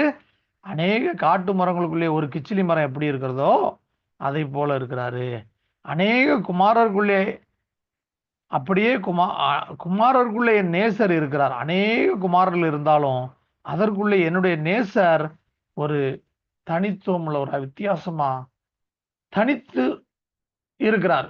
என் நேசர் அநேக குமாரருக்குள்ளே இவர் வித்தியாசமான குமாரரா இருக்கிறார். என் நேசர் அதன் நிழலிலே வாஞ்சியாய் உட்காருகிறேன், அதன் கனி என் வாய்க்கு மதுரமாய் இருக்கிறது. அப்போ இந்த விசேஷித்த மணவாளனுடைய பாதத்துல உட்கார்ந்து அவருடைய உபதேசத்தை கேட்டு ஆவியின் கனி அதை புசிக்கணும். அவரால் கொடுக்கப்படுகிறது தான் ஆவியின் கனி, 9 விதமான ஆவியின் கனி. அன்பு, சந்தோஷம், சமாதானம், நீடிய பொறுமை, தயவு, நற்குணம், விசுவாசம் சார்ந்த இச்சையிடம். இதை உட்கொள்ளணும். இந்த ஆவியின் கனி உட்கொண்டு நாமும் கனி கொடுக்கணும். கனி கொடுக்கணும். அந்த கனி அவருடைய உபதேசத்திலிருந்து வருகிற அந்த கனி வாய்க்கு எப்படி இருக்குதான்? என் வாய்க்கு மதுரமா இருக்கிறது. அப்ப பாருங்க, மணவாட்டி அநேக முள்ளுகளுக்குள்ள இருக்கிற குமாரத்திகளுக்குள்ள இவ வித்தியாசமான குமாரத்தியா இருக்கிறாளாம். நேசர் அநேக காட்டு மரங்களுக்குள்ளே ஒரு கிச்சிலி மரம் இருக்கிறதே, அநேக குமாரருக்குள்ளே இவர் வித்தியாசமான நேசரா, வித்தியாசமான குமாரரா இருக்கிறாராம். அப்ப நாம் எப்படி இருக்கிறோம்? கொஞ்சம் நாமளே சிந்திப்போம். அநேக குமாரத்திகளுக்கு இன்னைக்கு இருக்கிறாங்க கிறிஸ்தவ மண்டலத்துல, ஆவிக்குரிய கன்னிகள் இருக்கிறாங்க. அவங்களுக்குள்ள நம்ம நேசருக்கு பிரியமான லீலி புஷ்பத்தை போல வித்தியாசமானவளாக, தனித்துவம் உள்ளவளாக இருக்கிறோமா? அப்படி இருந்தாதான் நேசர் நம்மளை பார்த்து இந்த வசனம் சொல்லுவார். என் குமாரத்தி, என் பிரியமானவள். அநேக குமாரத்திகளுக்குள்ளே, அநேக முள்ளுகளுக்குள்ளே லீலி புஷ்பம் எப்படி இருக்கிறதோ அப்படியே குமாரத்திகளுக்குள்ளே எனக்கு பிரியமான இந்த என்னுடைய மனவாட்டி இருக்கிறாள்னு சொல்லுவார். அவர் எப்படி இருக்கிறாரு? அநேக குமாரருக்குள்ளே தனித்துவம் உள்ளவரா இருக்கிறார். நாம் எப்படி இருக்கணும்? அநேக குமாரத்திகளுக்குள்ளே தனித்துவம் உள்ளவளாக இருக்கணும். அதுதான் வேதம் எதிர்பார்க்கிற காரியம். ஆனா சுவிசேஷர்கள் பண்ண வேலை தான், நீ ரட்சிக்கப்பட்ட பரலோகம் போயிடலாம் அப்படின்னு கொண்டு வந்துட்டாங்க. அதனாலதான் இன்னைக்கு சபைக்குள்ள நிறைய பேர் கிறிஸ்தவர்களும் நிறைந்த இடமா இருக்குது சபைகளுக்குள்ள. அதனால நாம் அப்படி இருக்கக்கூடாது. சரியா? இப்போ நம்ம கர்த்தரால் ரட்சிக்கப்பட்டால் என்ன பண்ணலாம்? அடுத்த கட்டத்துக்கு கடந்து போயிடலாம். கர்த்தரால் மீட்கப்பட்டால், கர்த்தரால் ரட்சிக்கப்பட்டால் அவர் என்ன பண்ணிடுவாரு? பரிசுத்த ஸ்தலத்துக்கு கொண்டு போயிடுவார். ஆனால் அவங்களே நம்பி வந்தாங்கன்னு வைங்க, இவரால் ஆத்தும அனுபவம் கொடுக்கப்படாம, அவர் தொடாம, ரட்சிப்பின் அனுபவம் கொடுக்கப்படாம அவங்க நம்பி வந்தாங்கன்னு வைங்க, பலிபீடம் வரைக்கும் வரலாம். ஆனா பரிசுத்த ஸ்தலத்துக்குள்ள போக முடியாது. அதான் வித்தியாசம். பரிசுத்த ஸ்தலத்துக்குள்ள அவரால் ரட்சிக்கப்பட்டா கூட்டு போயிடுவாரு. நாமளா நம்பி வந்தா போக முடியாது. பலிபீடம் வரைக்கும் வந்துடலாம், சிலுவை வரைக்கும் வந்துடலாம் நீங்க, ஆனா பரிசுத்த ஸ்தலத்துக்கு போக முடியாது. இந்த யூபிலியில 2 காரியம் இருக்கு. இந்த யோது வாவ், முதல் 2 எழுத்து யோது வாவ், இது சிலுவை மரணம், ரட்சிப்புக்கு அடையாளம். எழுதிக்கங்க. புதிய ஏற்பாட்டுக்கு அடையாளம், புதிய உடன்படிக்கைக்கு அடையாளம். முந்தினவர்னு போடுங்க, யூபிலின்னு போட்டு முந்தினவர்.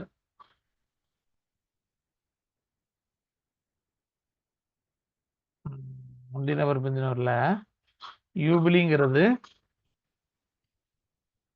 யூபிலிங்ல யோது வாவுங்கிறது எதுக்கு அடையாளம்? பிந்தினவர் அடையாளம். கரெக்டாக எழுதிக்க, மாற்றி எழுதிடாதீங்க. சிலுவை மரணம் அப்படிங்கிறது பிந்தினவர்.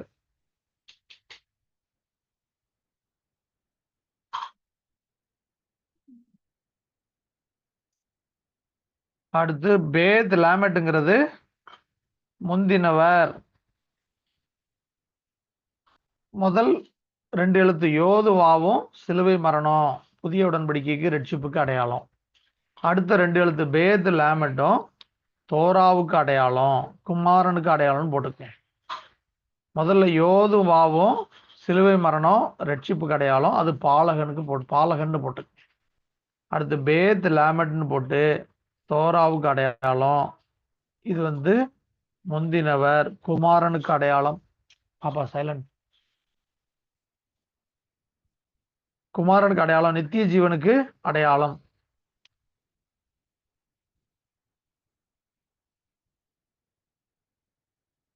சரியா? தோராவுக்கு அடையாளம், குமாரனுக்கு அடையாளம், நித்திய ஜீவனுக்கு அடையாளம். யூபிலினா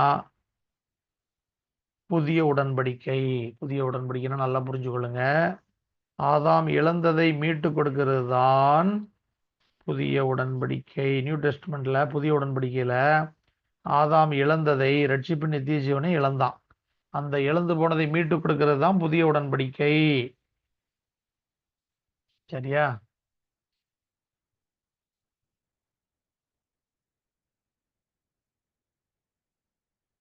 ஆதாம் ரட்சிப்பையும் நித்திய ஜீவனையும் இழந்தான். இதை மீட்டு கொடுக்கிறது தான் புதிய உடன்படிக்கை. இதை ஆதாம் இழந்தது இதுதான், ரட்சிப்பு நித்திய ஜீவனை தான் இழந்தான், தேவ மகிமையை இழந்தான். இதை பெற்றுக்கொள்ள கர்த்தர் வந்தார் அப்படிங்கிறத உலகத்தான் சொல்ல மாட்டான், திருச்சபையாகிய நீங்களும் நானும் தான் சொல்லணும். ஏன்னா இழந்து போனதை பெற்றுக்கொள்கிறவர்கள் நாம தான். யார் பெற்றுக்கொள்கிறார்களோ அவர்கள் தான் சொல்லணும். இப்போ தூதர்கள் இதை குறித்து சொல்ல மாட்டாங்க. காரணம் என்னன்னு சொன்னா, தூதர்கள் ரட்சிப்பினுடைய மேன்மை அவங்களுக்கு புரியாது. ரட்சிப்பை பெற்றவர்கள் மனுக்குலம்தான். அதனாலதான் ரட்சிப்பை பற்றிய செய்தியை நாம தான் போய் சொல்லணும்.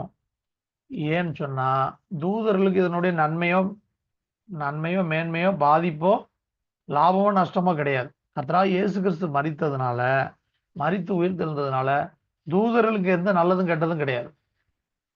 மனிதனுக்கு தான் பிரயோஜனம். மனுஷன்தான் ரட்சிப்பை மறுபடியும் பெற்றுக்கொள்றான், நித்திய ஜீவனுக்கு தகுதி அடைகிறான். இப்ப ரட்சிப்பை பெற்றுக்கொண்ட நாம தான் இதை சொல்லணும்.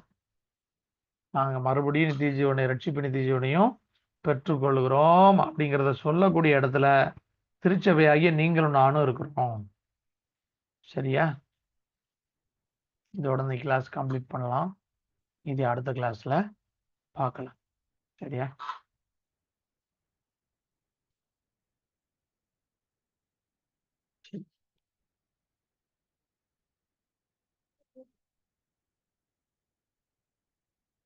நான் ஜாயின் பண்ணிடுறேன்.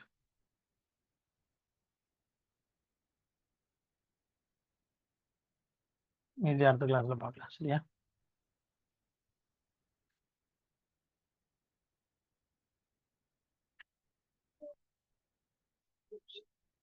சோதரம் கர்த்தாவே, சோதராம் சோதராம் சோதராம் சோதராம் சோதராம் மகாபரிசுத்தம் நமைமென் தேவனே, சர்வலோகத்தின் அதிபதியை சேனைகள் கர்த்தர் பரிசுத்தர் பரிசுத்தர் பரிசுத்தர் என்று போற்றப்படுகிறவரே, நன்றியோடு துதிக்கிறோம், சோதரிக்கிறோம், துதிக்கிறோம், சோதரிக்கிறோம், துதிக்கிறோம், சோதரிக்கிறோம் ராஜா. அப்பா, அந்த மாலை வேலைக்காக நன்றி செலுத்துகிறோம் ராஜா. அப்பா, கிருபையுள்ள தேவனே, மகத்துவமுள்ள தேவனே, உங்களுக்கு நன்றி செலுத்துகிறோம். மட்டும் அவனுடைய வேதத்தை ஆராய்ந்து பார்க்க எங்களுக்கு கிருபை கொடுத்து நன்றி செலுத்துகிறோம் ராஜா. வேதத்தின் மகத்துவங்களை அவர்களுக்கு எழுதி கொடுத்தேன், அவர்களோ அதை அந்நிய காரியமாக எண்ணினார்கள் என்று கர்த்தாவே ஆமாண்டவரை ஆதங்கப்பட்டீர்கள் ராஜா. ஆமாண்டவர், நாங்கள் கருத்து ரட்சிக்கப்பட்ட நாங்கள் ராஜா, எங்களுக்கு கொடுக்கப்பட்ட வேதத்தை கர்த்தாவே அந்நிய காரியமாக எண்ணி விடாதபடி ராஜா, வேறொரு கர்த்தாவே காரியமாக எண்ணி விடாதபடி ராஜா, ஆமாண்டவரை அசட்டையா எண்ணி விடாதபடி வேதத்தின் மகத்துவங்களை வேத வாக்கியங்களை ஆராய்ந்து பார்த்து அதில் இருக்கிற ஆவிக்குரிய பொக்கிஷங்களை ஆத்மாவுக்கு என்று உணவாக எடுத்துக்கொள்ள எங்களுக்கு கிருபை பாராட்ட வேண்டுமா ஜெபிக்கிறோம். வந்திருக்க யாவருக்கும் அப்படியே நீர் கிருபை செய்யும்படியா ஜெபிக்கிறோம். நீ மகத்துவத்தை எங்களுக்கு காண்பிக்கும்படியா ஜெபிக்கிறோம். உன்னுடைய வல்லமையும் மகிமையை எங்களுக்கு காண்பிக்கும்படியா ஜெபிக்கிறோம். நீ மகிமையின் சாயலை கர்த்தாவை நாங்கள் தரித்துக் கொள்ள ராஜா. அப்பா, நாள்தோறும் எங்களை தகுதிப்படுத்தும் உள்ளான மனுஷன் வல்லமையாய் பலப்பட ராஜா. கிறிஸ்துவில் கர்த்தரிலும் அவருடைய சத்துவத்தின் வல்லமையிலும் பலப்பட இறக்க செய்யுங்க. ஆமாண்டவரை சத்திய வசனத்தில் நீதியாகி வலது இடது பக்கத்து ஆயுதத்தை தரித்திருக்கிறது இல்லை ராஜா. நாங்கள் எப்போது ஜாக்கிரதை உள்ளவர்களாய் காணப்பட உதவி செய்ய ராஜா. ஆமாண்டவரே, சோதரம் எங்களை விட்டு எடுபடாத நல்ல பங்கை நாள்தோறும் ஆமாண்டவரே நித்தியத்தில் பொக்கிஷமாக சேர்த்து வைக்க எங்களுக்கு பலன் தர வேண்டுமா ஜெபிக்கிறோம். வந்திருக்கிற யாவரை வாழ்த்துகிறோம், ஆசீர்வதிக்கிறோம். இவரீர்கதாவை நாளொரு மேனியும் பொழுதொரு வண்ணமாக ஆவிக்குரிய வாழ்க்கையில எரிந்து பிரகாசிக்க ராஜா கிருபை பாராட்ட வேண்டுமா ஜெபிக்கிறோம். ஆமாண்டவரே, இந்த நாள் நடக்கிற மிட் நைட் கூட்டத்தை கர்த்தாவினை பொருட்படுத்திக் கொள்ள வேண்டுமா ஜெபிக்கிறோம். ஆமாண்டு தேவ சித்தத்திற்காக வைராக்கியம் கொண்டு மன்றாட பலன் தர வேண்டுமா ஜெபிக்கிறோம். எல்லா கரணத்தின் ஆவிகளையும் கர்த்தர் எடுத்து போட்ட ராஜா கிருபையாருங்க, ஆசீர்வதிக்க துதிகன மகிமையெல்லாம் அமைக்கிறது. ஆயத்தப்படுத்தும் சித்தம் செய்ய உதவி செய்யுங்க. துதிகன மகிமையெல்லாம் அமைக்கிறது. மகிமின் மனால் நாய கர்த்தர் இயேசு கிறிஸ்து நாமத்தில் ஜெபிக்கிறோம். மகிமின் பிதாவே, ஆமேன். பரமண்டலத்தில் இருக்கிற எங்கள் பிதாவே, உன்னை நாம் பரிசுத்தப்படுவதாக, உடைய ராஜ்யம் வருவதாக, உடைய சித்த பரமண்டலத்திலே செய்யப்படுவது போல பூமியிலே செய்யப்படுவதாக. வேண்டிய ஆகாரத்தை எங்களுக்கு இன்று தாரும். எங்கள் கடனாளிகள் நாங்கள் மன்னிக்கிறது போல எங்கள் கடன்களை எங்களுக்கு மன்னியும். எங்களை சோதனைக்கு பிரவேசிக்க பண்ணாமல் தீமை ரட்சித்துக்களும். ராஜ்ய வல்லமை மகிமையும் என்னென்றைக்கு முடியவில்லை. ஆமேன். என் ஆத்துமாவே கர்த்தரை சோதரி, என் முழு உள்ளமே அவருடைய பரிசுத்த நாமத்தை சோதரி. என் ஆத்துமாவே கர்த்தரை சோதரி, கர்த்தர் செய்த சகல உபகாரங்களை மறவாதே. ஆமேன். கலந்து கொண்ட எல்லா தேவனுடைய பிள்ளைகளுக்கும் பரிசுத்தவான்களுக்கும் கர்த்தருடைய நாமத்தில் நன்றி. கர்த்தருக்கே மகிமை உண்டாவதாக. ஆமேன். சோதரையா சோதரங்கய்யா சோதரங்க பிரதர்,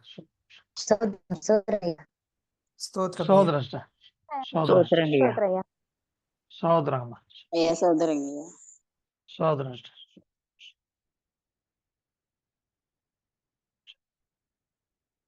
சரி, அப்ப எல்லாரும் ரிலீவ் ஆகிக்கலாம். சோதரம் சோதரையா ரிலீவ் ஆகிக்கலாம்.